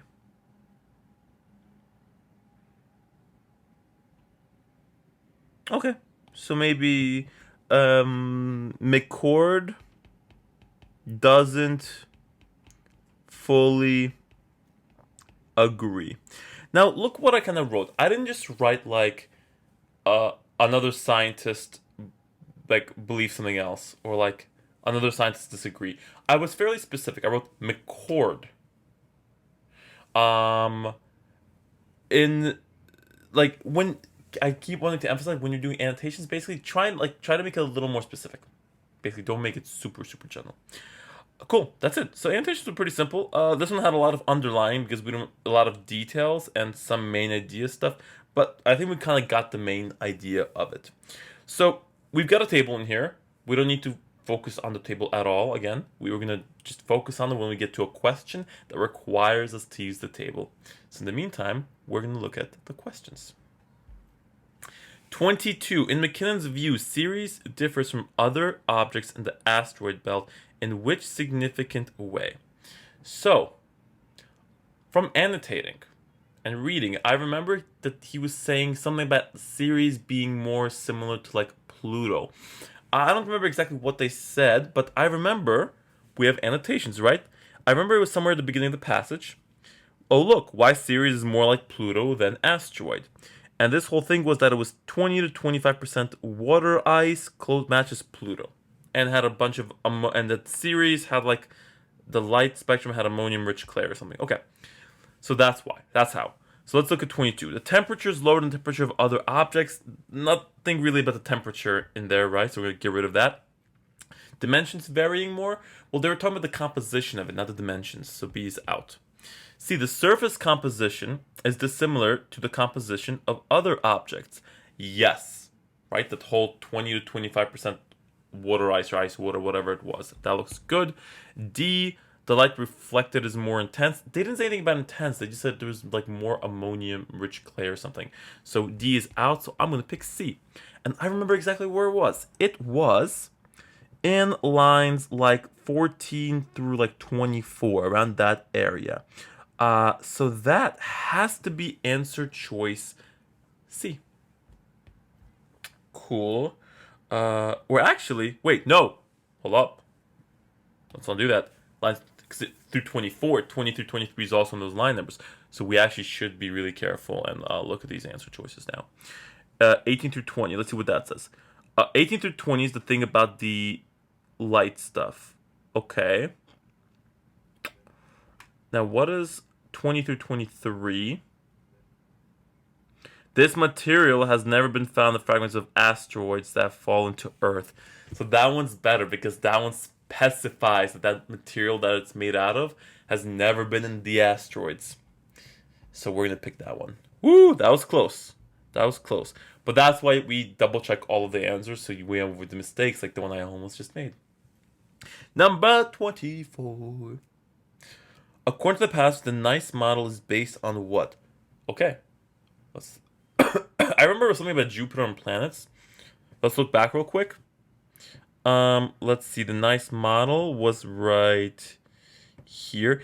In hindsight, since they spent a lot of time talking about the NICE model, we maybe should have like underlined it or mentioned it or something. But no big deal. Once in a while, when you're annotating, it's not gonna be perfect. You're not gonna get every single annotation you need. The important thing is that you remember what's going on and that your focus as you're writing the annotations out, and that you can go back and find it. So the NICE model was that this whole thing. Okay, here it is. We did annotate it. I just didn't underline specifically the word NICE models. Oh, but here the orbits of the planets were unstable, and thus the planets pulled in some objects and stuff. Okay, so A, Uranus and Neptune were not always locked into their current orbital paths. That makes sense if the orbits were unstable and they were different. So I'm going to keep A. Ceres traveled a greater distance than did any other object in the solar system. I didn't really say anything about that there, so I'm going to get rid of B. C, objects were able to resist. Well, the whole thing is that they weren't able to resist. So this is like the opposite of what we need. So C is out. And then D, icy objects like Ceres were from the inner solar system. I mean, maybe this is true, but I don't think that was the whole point of the NICE model, right? That the whole point was that the orbits of Uranus and Neptune were like weird or something, and they were like pulling stuff in that wasn't going to be there originally. So I'm going to get rid of D and pick hey. Okay, I don't know why I'm saying that. I'm weirdo. Number 25 is used in line 34. Simply most nearly means what? Hope you've got that the vocab stuff down by now. 34, simply. Okay. Ceres would simply be the largest of these immigrants. This was hard. It's simply like would just be, like would merely be, like it would just be. Like it would simply be like merely be. Yeah. would merely be, yeah, I think that's it. Yeah, like merely maybe. Oh, merely's right there. Yeah, so wholly doesn't make sense because wholly, like in its entirety, I don't know, that didn't really quite fit. Sincerely doesn't make any sense there. Plainly seemed like it could be it, but I think merely is more applicable, mostly just because I came up with it. So I'm gonna pick merely. 26 and 27 go together, but we're gonna try to do 26 first. Based on the passage, Lotke and Levinson's. Okay, so it's based on the passage. So this tells us that like whatever this is isn't like whatever the answer is probably gonna be right in the passage. Would most be weakened by a study that does what? Let's go back to what were their conclusions? Botke and Levinson. Okay, they were being discussed right here, lines 39 through like 54. Okay, so we kind of just have to go back probably between the answer choices and what's written here. So yeah, and then we might just have to go back and forth for this. It is what it is. Okay. Weakened by a study that confirmed that heat from the sun burned away the outer layers of the immigrant object. This doesn't make sense because there was nothing about the layers of objects and stuff, so I'm going to get rid of it. Established that the orbits of certain objects of the inner solar system were once less stable. Well, I think that would help them if anything, right? Because they were weakened, right? Maybe. Let's leave it. Maybe. Demonstrated that few objects broke up after migrating to the asteroid belt. Was that it? Is something about that in there? Oh, right here. They have assumed that many objects broken up after the transport.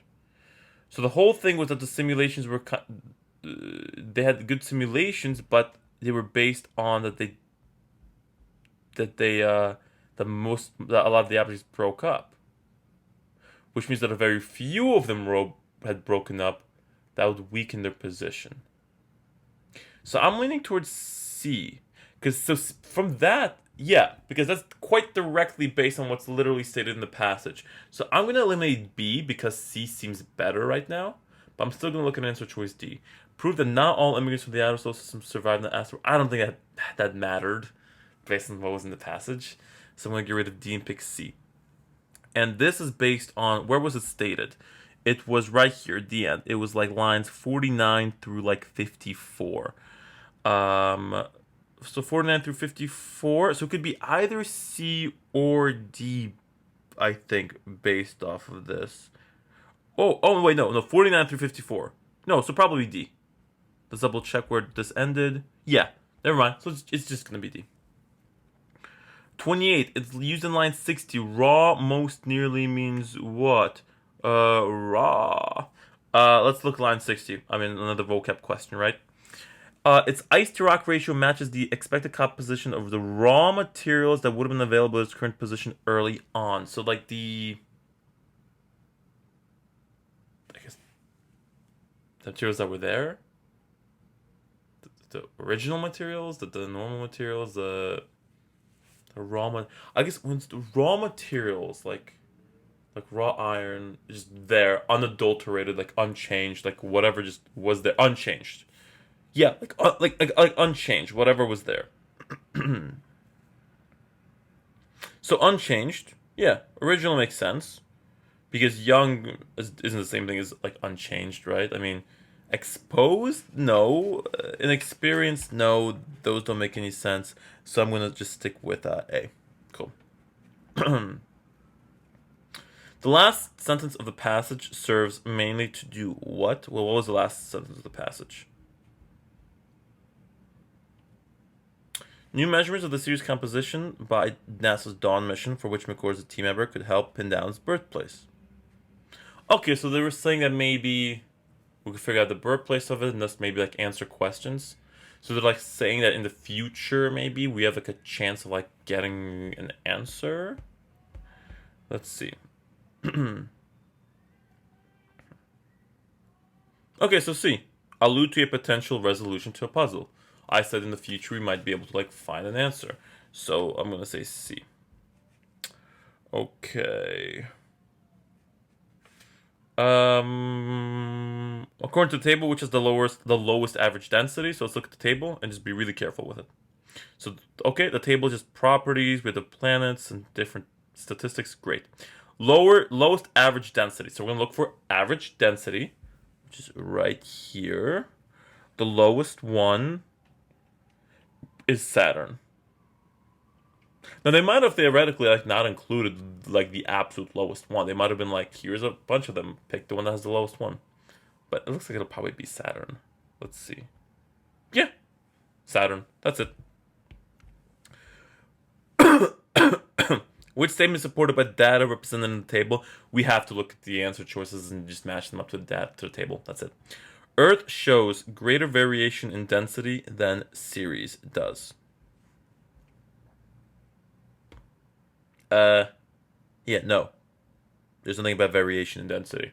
Just average density, so A is out. B, Juno's average distance from the sun is less than that of Ceres. Okay. Distance from sun, Juno's 2.7, Ceres is 2.8. That works, that's it. I mean, I'm gonna pick B. We could quickly double check the others, but I mean, some objects in the asteroid belt of greater mass than Ceres is. Ceres is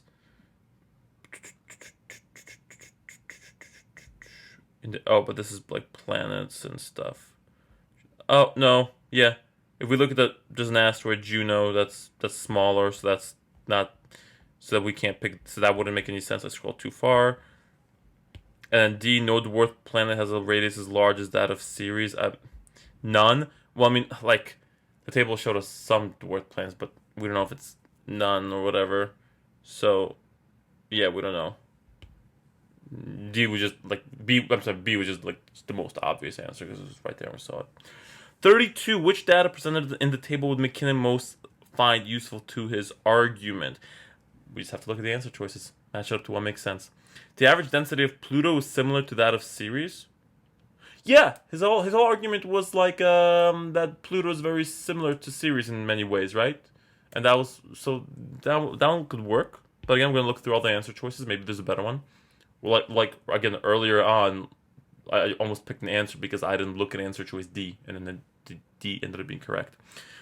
Neptune is located much farther from the sun than this Ceres. I don't think that doesn't really matter, right, for his argument. So it's not B. The mass of Ceres is only slightly greater than that of Juno. Again, what does that have to do with this argument? Nothing, right? So C is out. Ceres is denser on average than either Neptune or Uranus, but that had nothing to do with those. Like, part of the argument, I think, was like the nice model and stuff was that just that they were big, and so they were able to get Ceres.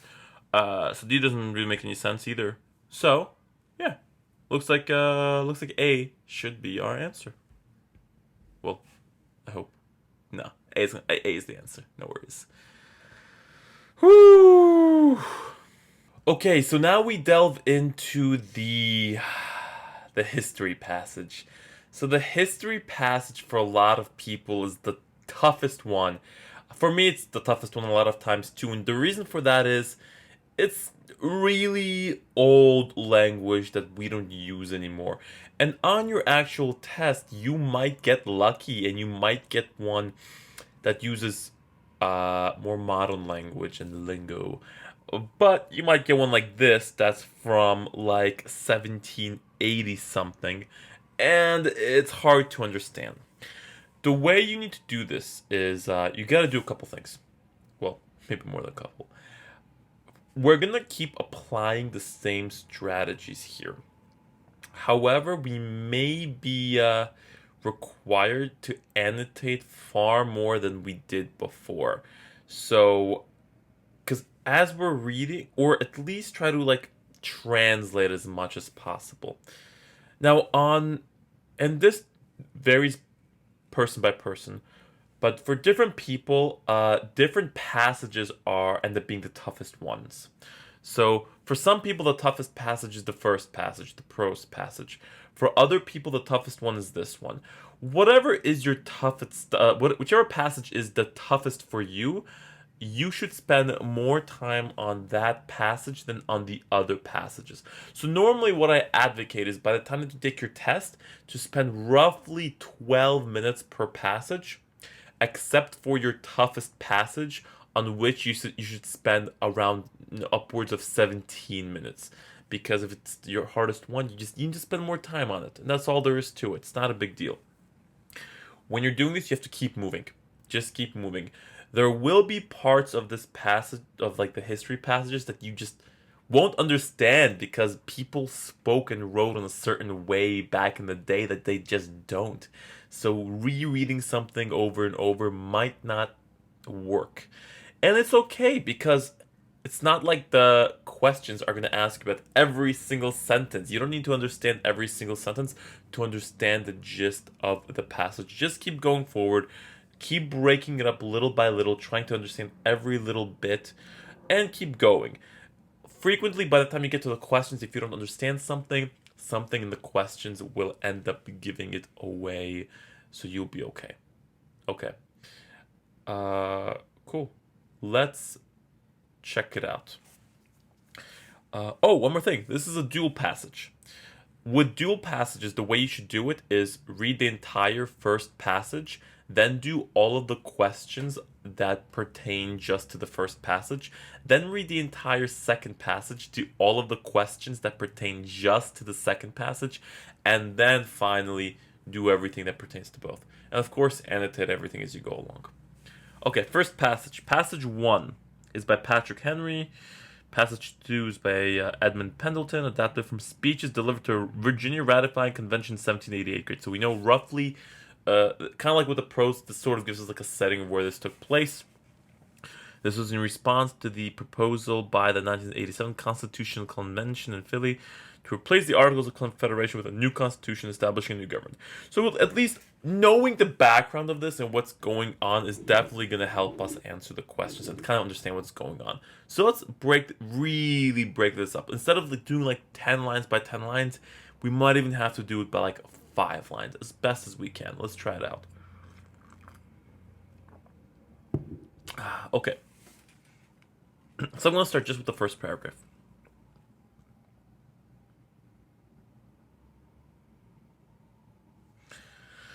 Okay, so I think the first part made perfect sense. They basically said if they mess up with the government now, the republic may be lost forever. If this new government shall not come to the expectation of the people, they shall be disappointed, their liberty will be lost. He's basically saying if the it's really important to do everything correctly in setting up this government now so that nobody loses liberty. Okay, let me so I'll just write down. I'll write that down.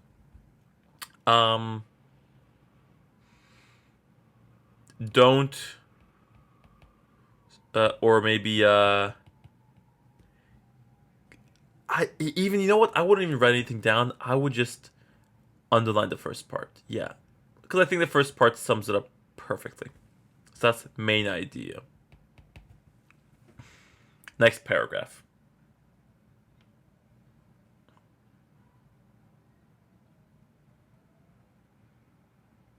Okay, a lot of fancy language, but it looks like the crux of it. Remember, the crux tends to be at the end of the paragraphs and sometimes at the beginning. So it looks like he was saying that this part right here, this consolidated government is dangerous. Okay, so I'm just gonna write MI again for main idea. Now I'll go to the next paragraph. Really like fancy language. Again, don't try to understand every single word of it. We're just trying to get at the gist of it.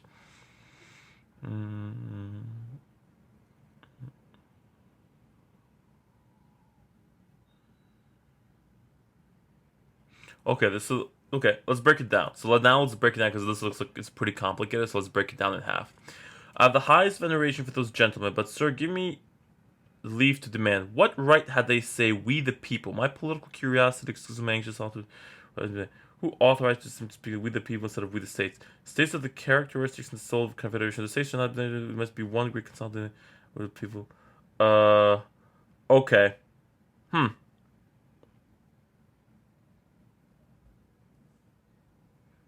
Okay. Something about we the people. I don't know. He's concerned about something. I'm not exactly sure what he's concerned about, to be honest.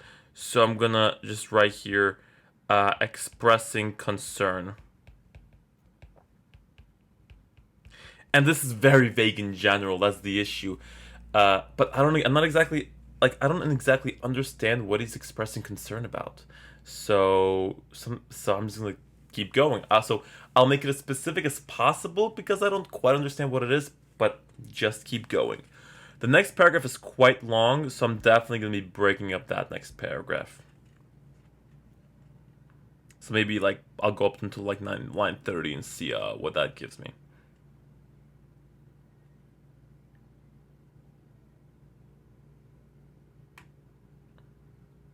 Okay. People gave them no power to use their name. That looks like it might be the main idea. Excluded their power. They exceeded their power. I'm not sure what power. Just general power. I don't know. But I'll keep reading now.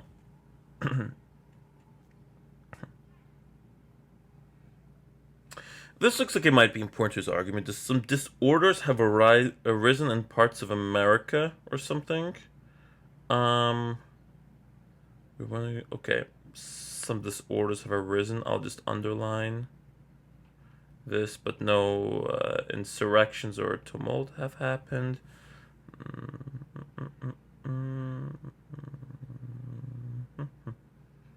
There's been some sort of a difference of opinion. Okay. And I'm kind of going through this relatively quickly because I'm kind of understanding what most of the individual lines mean. Let me give you an example. It is not mere curiosity that actuates me. Okay, that makes sense. I wish to hear the real, actual, existing danger which should lead us upon those steps so dangerous in conception. Makes sense. Disorders have arisen. Makes sense. We are wandering the great ocean of human affairs. Kind of makes sense. I see no landmark to guide us. Okay. We're running how we know whither. Okay. The Federal Convention ought to have amended the old system. For this purpose, they were solely delegated. The object of their mission extended into consideration. You must therefore forgive the solicitation of one unworthy member to know the danger of conversion in the present confederation and what are the causes of the proposed changes to this government. Okay, so it looks like he's like concerned about like the changes to the government. That seems to be the general vibe I'm getting from this passage. So cool. So let's look at the questions and try to do the best we can in answering them. In passage 1, Henry says that Virginia differs from other areas in the country in that I don't even remember seeing Virginia. So let's try to understand what's happening.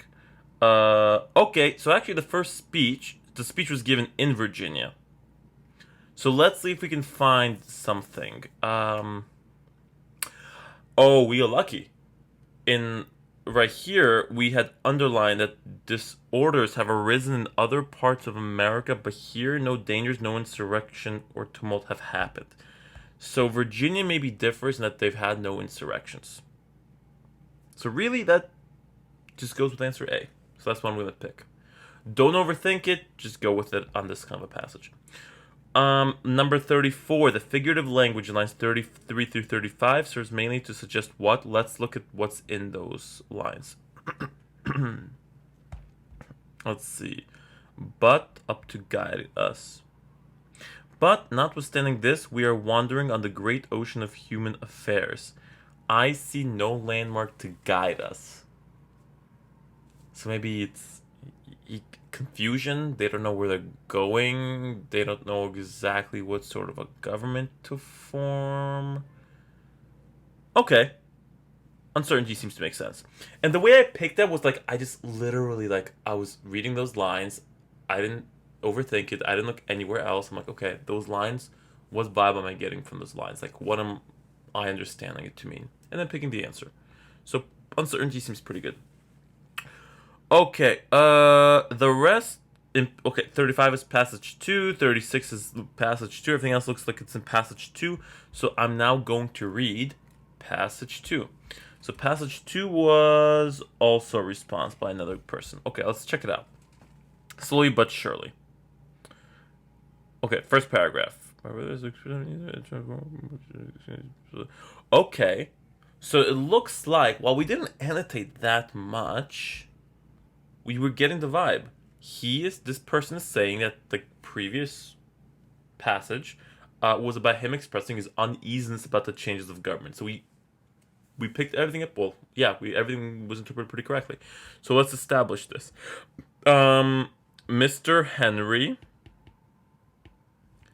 uneasy about gov change. And we don't need to know exactly what sort of a change it is. It's just some sort of a change from one government to another that he's confused about. Let's check out the next paragraph. Let's focus a little bit more on translating everything here, because I didn't do that as well in the previous one, but we can do that here. An objection is made to the form, the expression. Okay? We the people is thought improper. So Mr. Henry thought that we the people was improper. Okay. Permit me to ask the gentleman who made this objection, who but the people can delegate the powers? Okay, so other than the people, who can delegate the powers? Okay. Who but the people have the right to form government? Self-explanatory. The expression is a common one and a favorite one with me. Okay, so he likes the expression. The representatives of the people by their authority is mode is a mode wholly inessential. Okay. If the objection be that the union ought to be not of the people but of the state governments, then I think the choice of the former very happy and very proper. Okay, so he wants it to be, I guess, the people, government of the people. What do the state governments have to do with it? Okay. So the main idea seems to sort of be the people delegate the powers.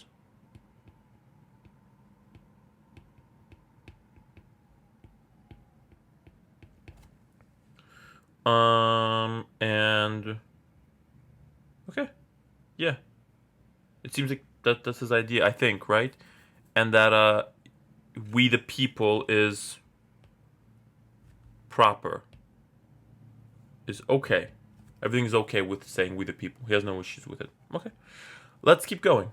Again, just keep going and keep going and keep going. But the power of the convention is doubted. What is the power? To propose, not to determine. This power of proposing was very broad. Okay, simple enough. It extended to remove all the defects in government. Okay, understood that. The members of the convention were to consider all the defects in general government were not confined to any particular plan. Were they deceived? This is a proper question here. Okay. Okay, so far, I'm not quite getting what the main idea is yet, but like I'm understanding what he's saying, so that's really important. This is a perfect. Suppose the paper on your table dropped from one of the planets. The people found themselves here to consider whether it was proper for their adoption. Must we not obey them? So it seems like it's sort of like he's saying maybe we should obey the people. Man, government has changed from back then to today, hasn't it? Okay. Within this government, confederation. The latter is no government at all. Okay. So confederation is no government at all. So this guy doesn't like the confederation. Someone says that's cares the dangers. Not a happy issue. Not the confederation, but common dangers, spirit of America, bonds of a union. Oh, okay. So here he's saying basically conf equals bad. Confederation is bad. He doesn't like the confederation because he's saying the confederation was responsible for these good things like leading us through war. He's saying these other things were responsible for this. United we stand, divided we fall. Like from Congress to government was effectual and procured an evolution. I forgot about this gentleman. Okay. So it looks like basically the gist of this is that this guy doesn't like the confederation. He wants there to be the change in government, whatever they're proposing. And the first guy was against it. Cool. Dope. Let's look at number 35. In passage 2, Pendleton indicates that the phrase we the people is... Well, I think he was saying... Let's see where it was. It was right here. Oh, passage 2. We said, yeah, we the people is okay, even though the other guy thought it was improper. Okay, so he was okay with it. So probably now we gotta be really careful, because it could have been like, for example, like an answer like A could be correct. Like he could say it's objectionable to most citizens, but he like thinks it's okay, right? So you just gotta be really careful with the details. But I don't think he said anything about it being objectionable to most citizens, so we're gonna eliminate A. Appropriate for the proposed type of government. Well, I annotated. I said that he thought it was good and was okay. So B looks good. Popular among proponents of states' rights. It looks like he was. I don't know. He was saying something about maybe comparing the people to the state rights. But B looks good, and C I'm not like sure of. And I was really happy with B, so I'm probably gonna eliminate C. Don't overthink it. If one of the answer choices is really good and the other one's like you're like iffy about it, if you're quite confident about the other answer choice, pick it once you've gone through all the answer choices. D, overused by supporters of the federal system. I don't recall saying anything about this, so I'm gonna stay with B. Number 36, as used in line 79, issue most nearly means let's look at the line. 79, the latter is no government at all, has been said that has carried us through a dangerous war and not to a happy issue. It has carried us through a dangerous war, not to a happy issue. Maybe like a finale, not to like a happy end. Because it's just like carry us through something. Yeah, so my mind tells me it means like an end or like a finale or something. A misgiving, no publication, no proceeding, no outcome. Based on what I thought, yeah, outcome seems pretty good. Okay, number 37, based on passage 2, which statement best reflects Pendleton's views of the Articles of Confederation? Pendleton was the second guy, right? Yeah, passage 2. I think we established that he said Confederation, right here, equals bad. So he didn't like the Articles of Confederation. So we're going to say he didn't like them, and so we're just going to pick the answer choice that says he didn't like them. 1, they were a great source of concern for a large number of American citizens. So it could be this, because this is something negative that he's got to say about it. So I'm going to just leave it for now. Gave too much power to the elected representatives. Maybe. That seems like you... Again, that doesn't help. They serve to unite as a country in ways that were unprecedented. Okay, that seems like a positive thing, and he didn't like it. So C is probably out. D, they had little to do with America's having prevailed in the most recent conflict. I recall this because I remember him saying right here that it carried us to dangerous war, not to happy issues, common danger. Yeah, he was saying that it was the spirit of America, there were the bonds of the Union. Maybe I should have underlined, but again, sometimes you miss stuff, important stuff. So this one looks like it's actually really good, and I like it. Let's see what lines it was in. It was like around like line 80 through like 83 or something. So that looks like it could be either C or D. No, it's C because that encompasses most of it. The latter's 80 through 39 is probably going to a different issue. So I'm going to pick C. Which statement best describes the relationship between the views expressed in the two passages? They pretty much disagree with each other. The first passage, Henry I think was his name, was saying that Articles of Confederation or the new government is bad. And the second guy was saying he really didn't like the original Articles of Confederation. It's a really weird name for a government, right? The Articles of Confederation. So they were like the opposites of it. They were opposites of each other. I'm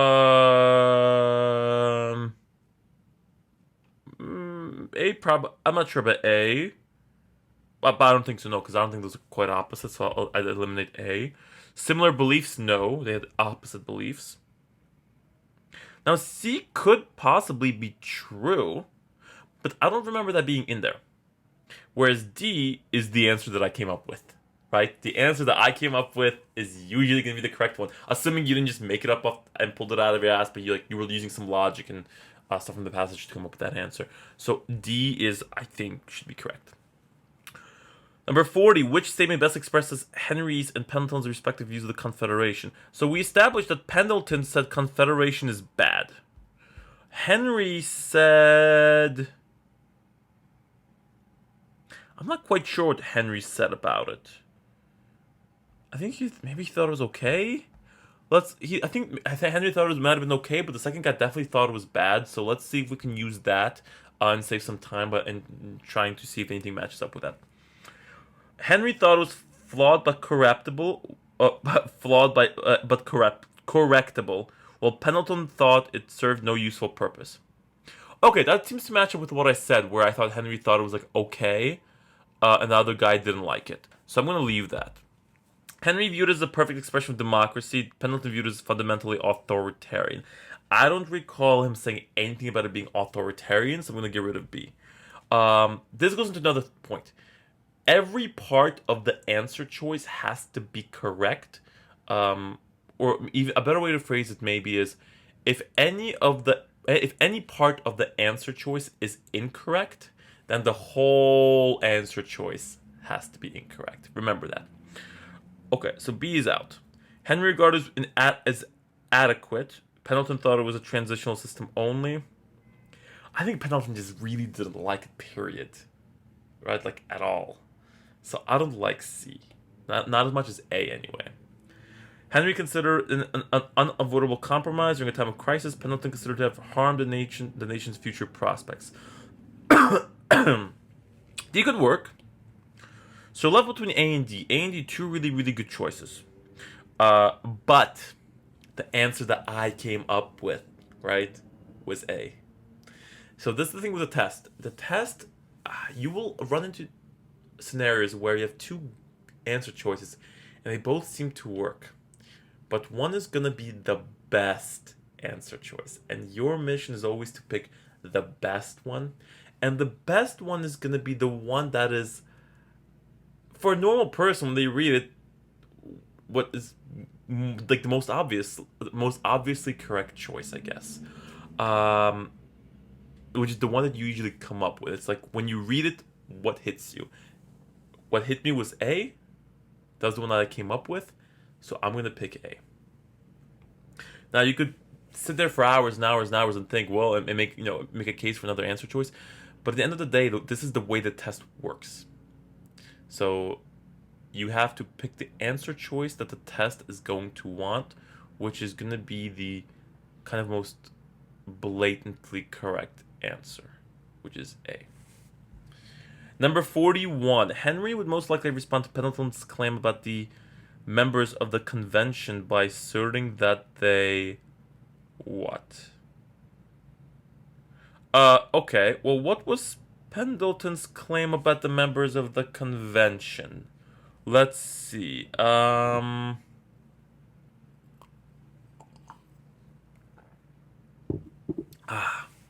What did Pendleton say about the members of the convention? Let's look at it. Well, he was saying that the representatives of the people are representatives of the people.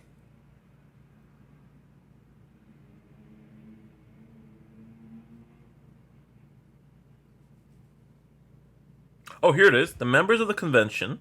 So it's in line like 67, 68. The members of that convention who were to consider all defects of the general government were not confined to any particular plan. Were they deceived? This is the proper question here. So they were not confined to any particular plan. Okay. They weren't confined to any particular plan. How might Henry have responded to that?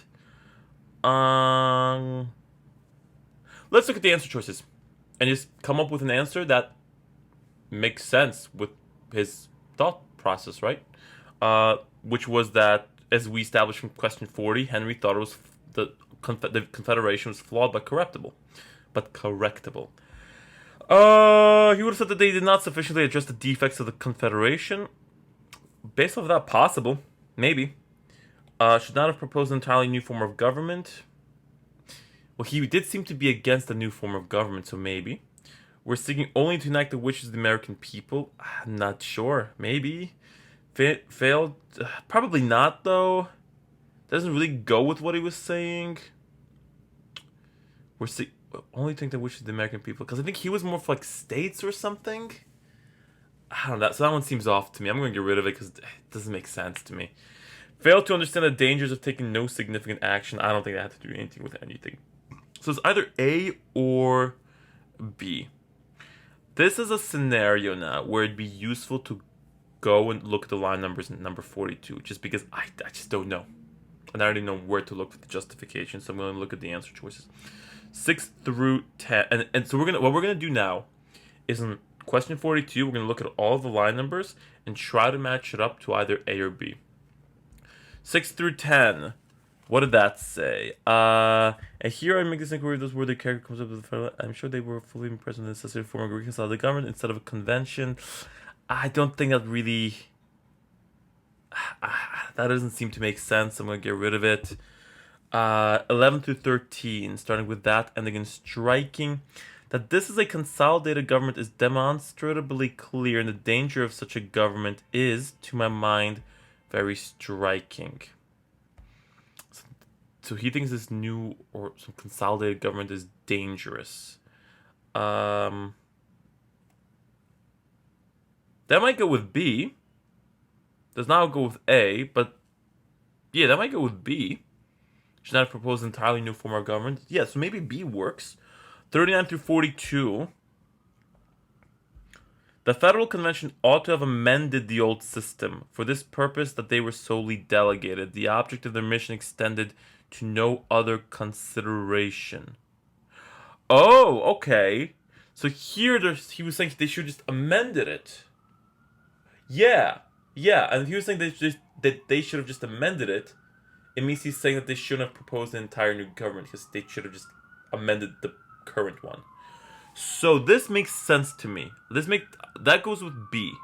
Okay, so this goes yeah. Okay, so this really C makes sense. And then 42 through 46. You must therefore dissolve the danger could have another. Okay, that one's okay too, but yeah. C is really good. C for 42 and B for 41 because he literally said that they should have amended the government, which is like saying that they shouldn't have proposed a whole brand new one. So that makes perfect sense. Cool. Now, one more little tip for this. I had eliminated like C and D in 41 kind of based on instinct because they just seemed wrong to me. And then it worked out that 41 had B had evidence with answer choice C in 42. If you had eliminated some answer choices and you were testing out the line numbers in 42 against the answer choices you had left in 41, and you found that like nothing really like worked, it probably means that you had eliminated the wrong answer choices, and you need to go and look back at the answer choices that you had eliminated. Almost always this tends to be the issue. Okay, and now we are on to the final passage. Woo! And now we are in the last passage, and we are almost done with this godforsaken test. Okay, it looks like the last passage is a science passage as well. Okay, cool. So the passage is adapted from Catherine Clabby, A Tangled Tale of Plant Evolution, 2009 by Sigma Z. The Scientific Research Society. So, luckily for us, these are actually all in like small paragraphs, so we can kind of go paragraph by paragraph, more or less. Or even if we want to, we can go like a couple paragraphs at a time because they're so small. So let's check out what this is about. I'm just going to read the first paragraph to myself right now.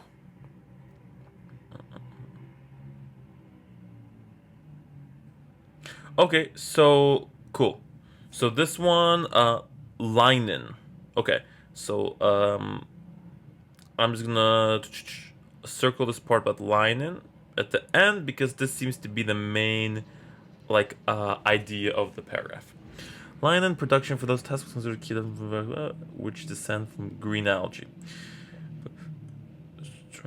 Strong evidence for linen. Okay. Cool. So let's see. So now strong evidence for this linen and red algae called, or red alga called whatever this is called. Don't worry about the name. The name's not important. Just doesn't matter. Okay. The findings suggest that biological building block fundamentals it may be wider. This was unknown. A lot of this Okay.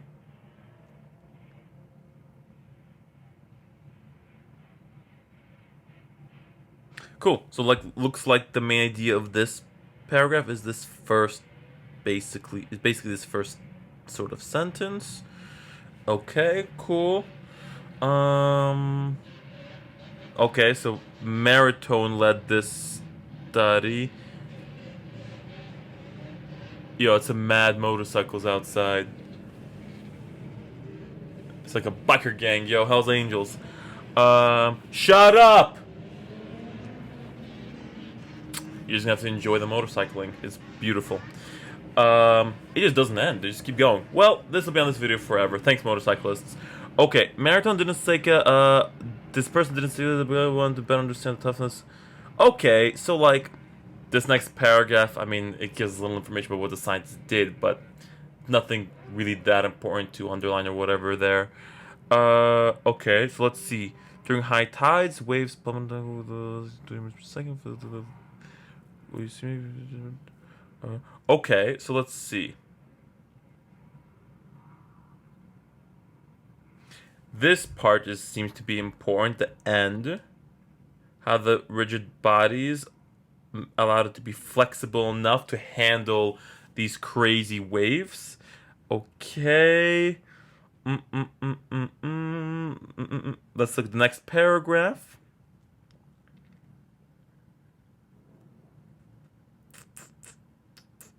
So, okay, linen is a molecule of great toughness. Because of toughness, okay. Just some information about linen that looks like it might be important. Let's look at the next paragraph.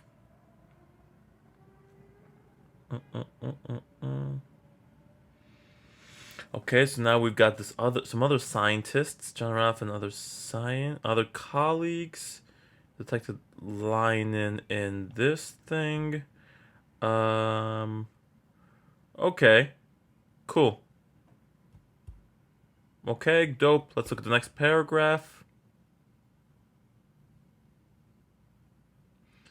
Okay, so let's see. Carter rule. Test detected linen in seaweeds too. Cool. Next paragraph.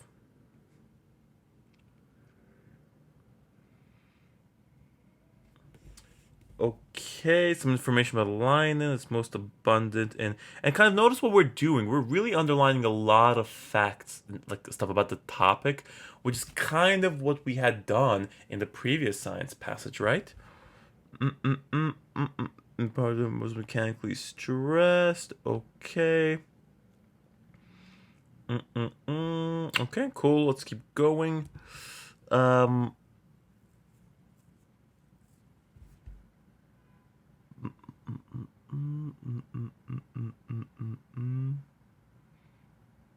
Okay, it looks like the main topic is this first sentence here. How the molecular pathways that created the linen emerged before the land plants had evolved.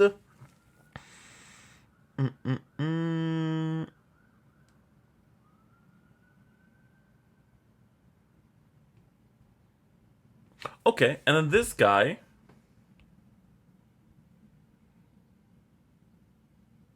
seems to... It kind of counters this a little bit.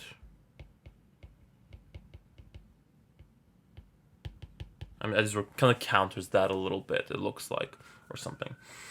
Cool. So I mean, like, pretty simple enough. Like, if you like rush through this, it's kind of it'll be complicated when you get to the questions. But we just kind of took our time a little bit. We read through it all, and now we're gonna just go to the questions. It's all about linen. 43. The passage is primarily concerned with. So people very commonly would be like, the passage is concerned with linen.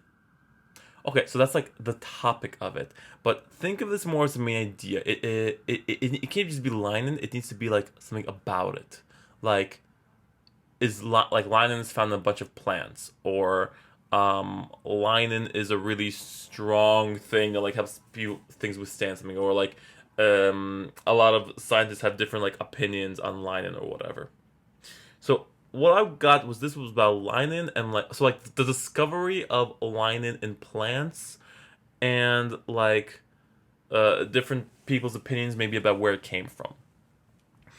So let's see. A. Narrating how a finding was arrived at and indicating possible implications. Okay, this seems to actually make sense because it was pretty close to what I said, right? So I'm going to leave it. Explaining some differences among specialists in different fields of science. Well, I think they were all pretty much in the same field, right? Like biologists or botanists or whatever. So B is out. Um, C is out because I remember, right, the whole thing was there was another scientist that had like a counter explanation for something, so C doesn't make sense. And then D also doesn't make any sense because there was nothing about like exploitation of anything. So we're gonna pick A. Number 44 is presented in the passage. The conclusion, the line is present in C, whatever that name is, can be best described as, yeah, I don't know, good, bad, based on, yeah, like a question like this, like you can't really come up with your own answer to it. So we're gonna have to look at the answer choices. Theorized previously within the larger scientific community. I think this wasn't it, right? The whole thing was it was kind of like a new finding or something. So A doesn't jive well with me. Found on empirical evidence and thus persuasive. Yeah, the whole thing was they like actually had evidence for this, right? Yeah. Yeah, so B looks pretty good. So we're gonna leave it. Certain to disprove most earlier theories of algal evolution. I don't think so. I don't think they certain. Avoid extreme words. Always, never, stuff like that. Every the test likes to avoid extremes. So something like certain to do something is too one-sided. Nothing is certain. So we're gonna eliminate C. Supported by an abundance of conjectural reports. No bueno. B's our answer. 45, it can be reasonably inferred from the passage that Martone's research interest in linin should be considered, I don't know, good, bad. This is kind of like the previous question, so we kind of probably just need to look at the answer choices for this one. Unusually insightful because it's fundamentally changed the way linin is understood. Well, where was Martone's research? I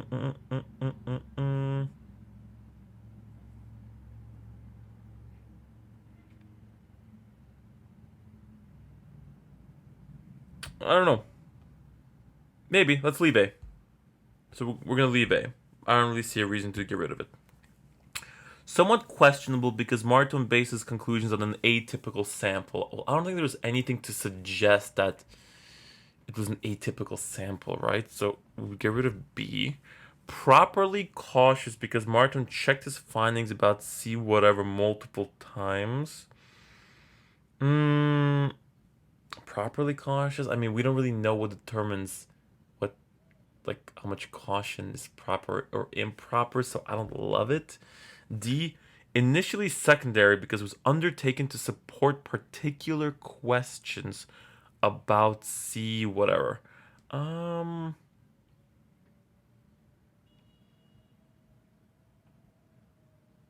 let's see. Oh, 46, great. Answer choices. Well, let's see. Well, here in this paragraph, in the fourth paragraph, Martone didn't set out to locate linin in algae. The biomechanists simply want to better understand the toughness of it, which dwells in the harsh habitat of intertidal zones, zones along rocky shores.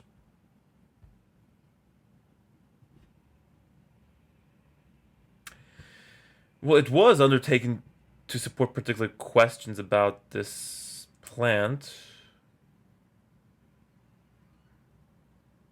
Did it fundamentally change the way linin is understood? Let's see if we can. So, and then 46 has those line numbers 23 through 26. Well, let's look at the other answer choices in 46. We're going to use the evidence to try to answer 45. 7 through 9. Line and production of those tests was considered a key adaptive achievement for vascular plants which descend from green algae. I don't think that supports like any of what's there, so we're going to eliminate it. 13 through 16 was... The findings suggest a biological building block fundamental to the success of land plants as roots stretch far deeper. That one doesn't really support anything either. We know what's in C. What's in 59 through 61? The puzzling thing is that it's also present in calcified portion of the algae. We don't know what it's doing there. That doesn't really go with A or anything either. So C... So C, 46 should probably be C, 45 should probably be D. Shouldn't it be considered initially secondary? I don't know exactly, but... So, again though, we have to pick the best answers. Sometimes none of the answers seem amazing, but one of the answers is like still seems kind of better. Literally just based on like what's written there for us. So just based on what's written there for us, yes, more of D in 45 is in there, and it's in lines 23 to 26, so they match up. And the other stuff we eliminated, none of the other stuff just didn't match up with the answer choices in 46. So I think I'm going to pick these two answer choices. 47, the passage indicates that the structure of this C whatever consists of components that... Well, they were saying they could withhold like harsh conditions, right? Like the tidal waves and stuff. So let's see. Change density in response to external conditions. Was there? I don't believe there was anything about them changing density specifically. So I'm going to get rid of that one. Okay. Protect the cell interior from exposure to seawater. I don't remember. I don't remember that. Well, let's see what they said. Secondary seawall, seeker experts, toughness. Let's leave it. Maybe it might work. Regenerate as a seaweed colony matures. I don't remember seeing that at all. Operate together to allow for suppleness. This one's tricky if you don't know what the word suppleness means. But suppleness, I know what it means. It means like flexibility. So, yeah, because the whole thing was that... Yeah, it says, had joints, and we circled it. That made it flexible yet strong enough to handle that setting, so that matches up with D. So I'm just going to pick it. As used in line 32, handle most nearly means, let's see. 32, strong enough to handle that setting. Okay, like to not break, to like live, to function, survive. There we go. 40 definitely has to be B. I think, right, that just makes the most sense. 49. Scientists who specialize in linen were useful to Martin and Estevez because...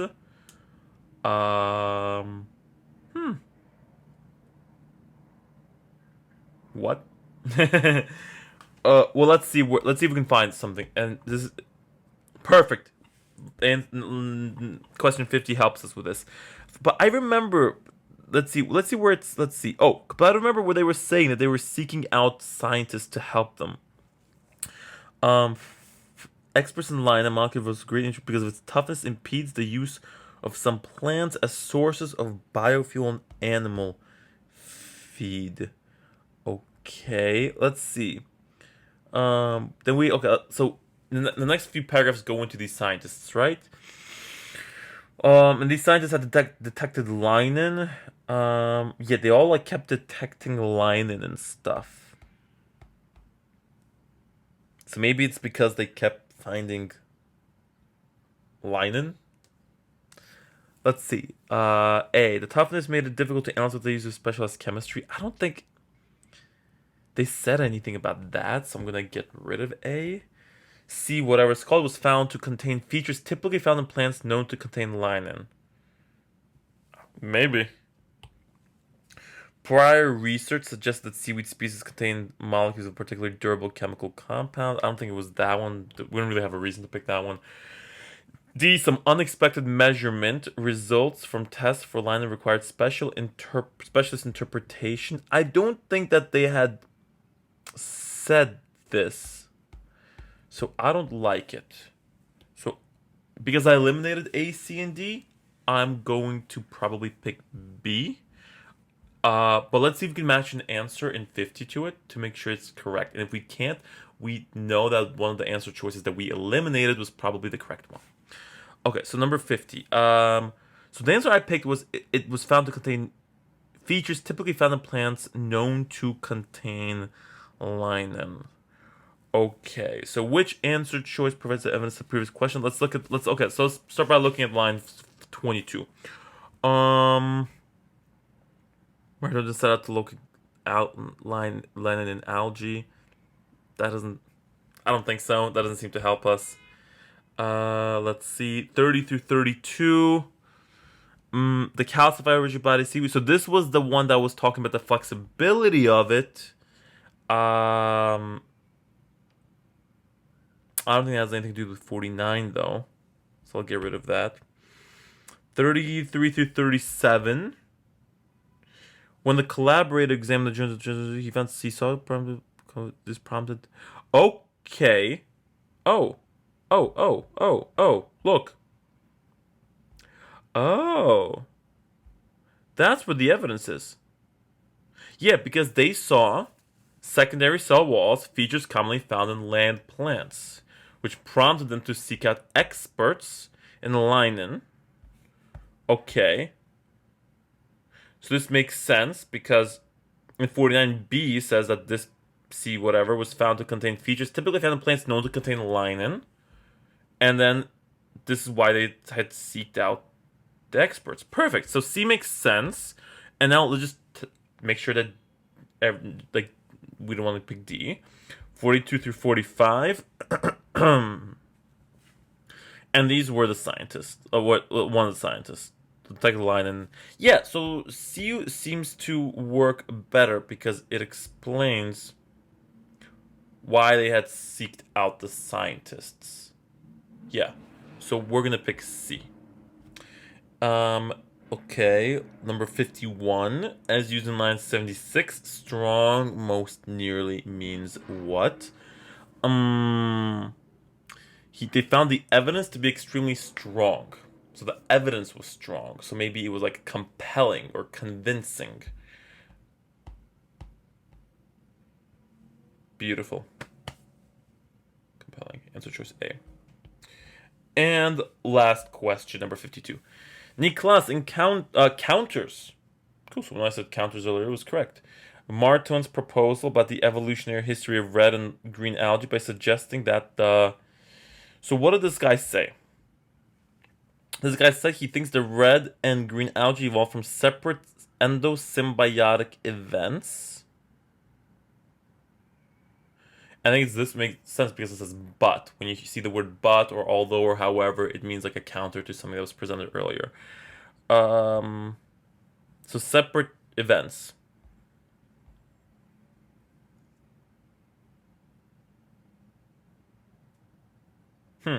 Okay. Major molecules present must have been placed before their evolutionary lines separated. I think that was what Martin had said, right? Martin had said that they had the same ancestor. So that doesn't make sense. B. Evidence uncovered in Martin's research does not exist. So he didn't mention any of this, what the research did or didn't include, so B's out. Evolutionary lines leading to two kinds of algae might have diverged before they acquired the ability to photosynthesize. He didn't say anything about photosynthesize. But he said something about endosymbiotic events. I have no idea whether those two are related. I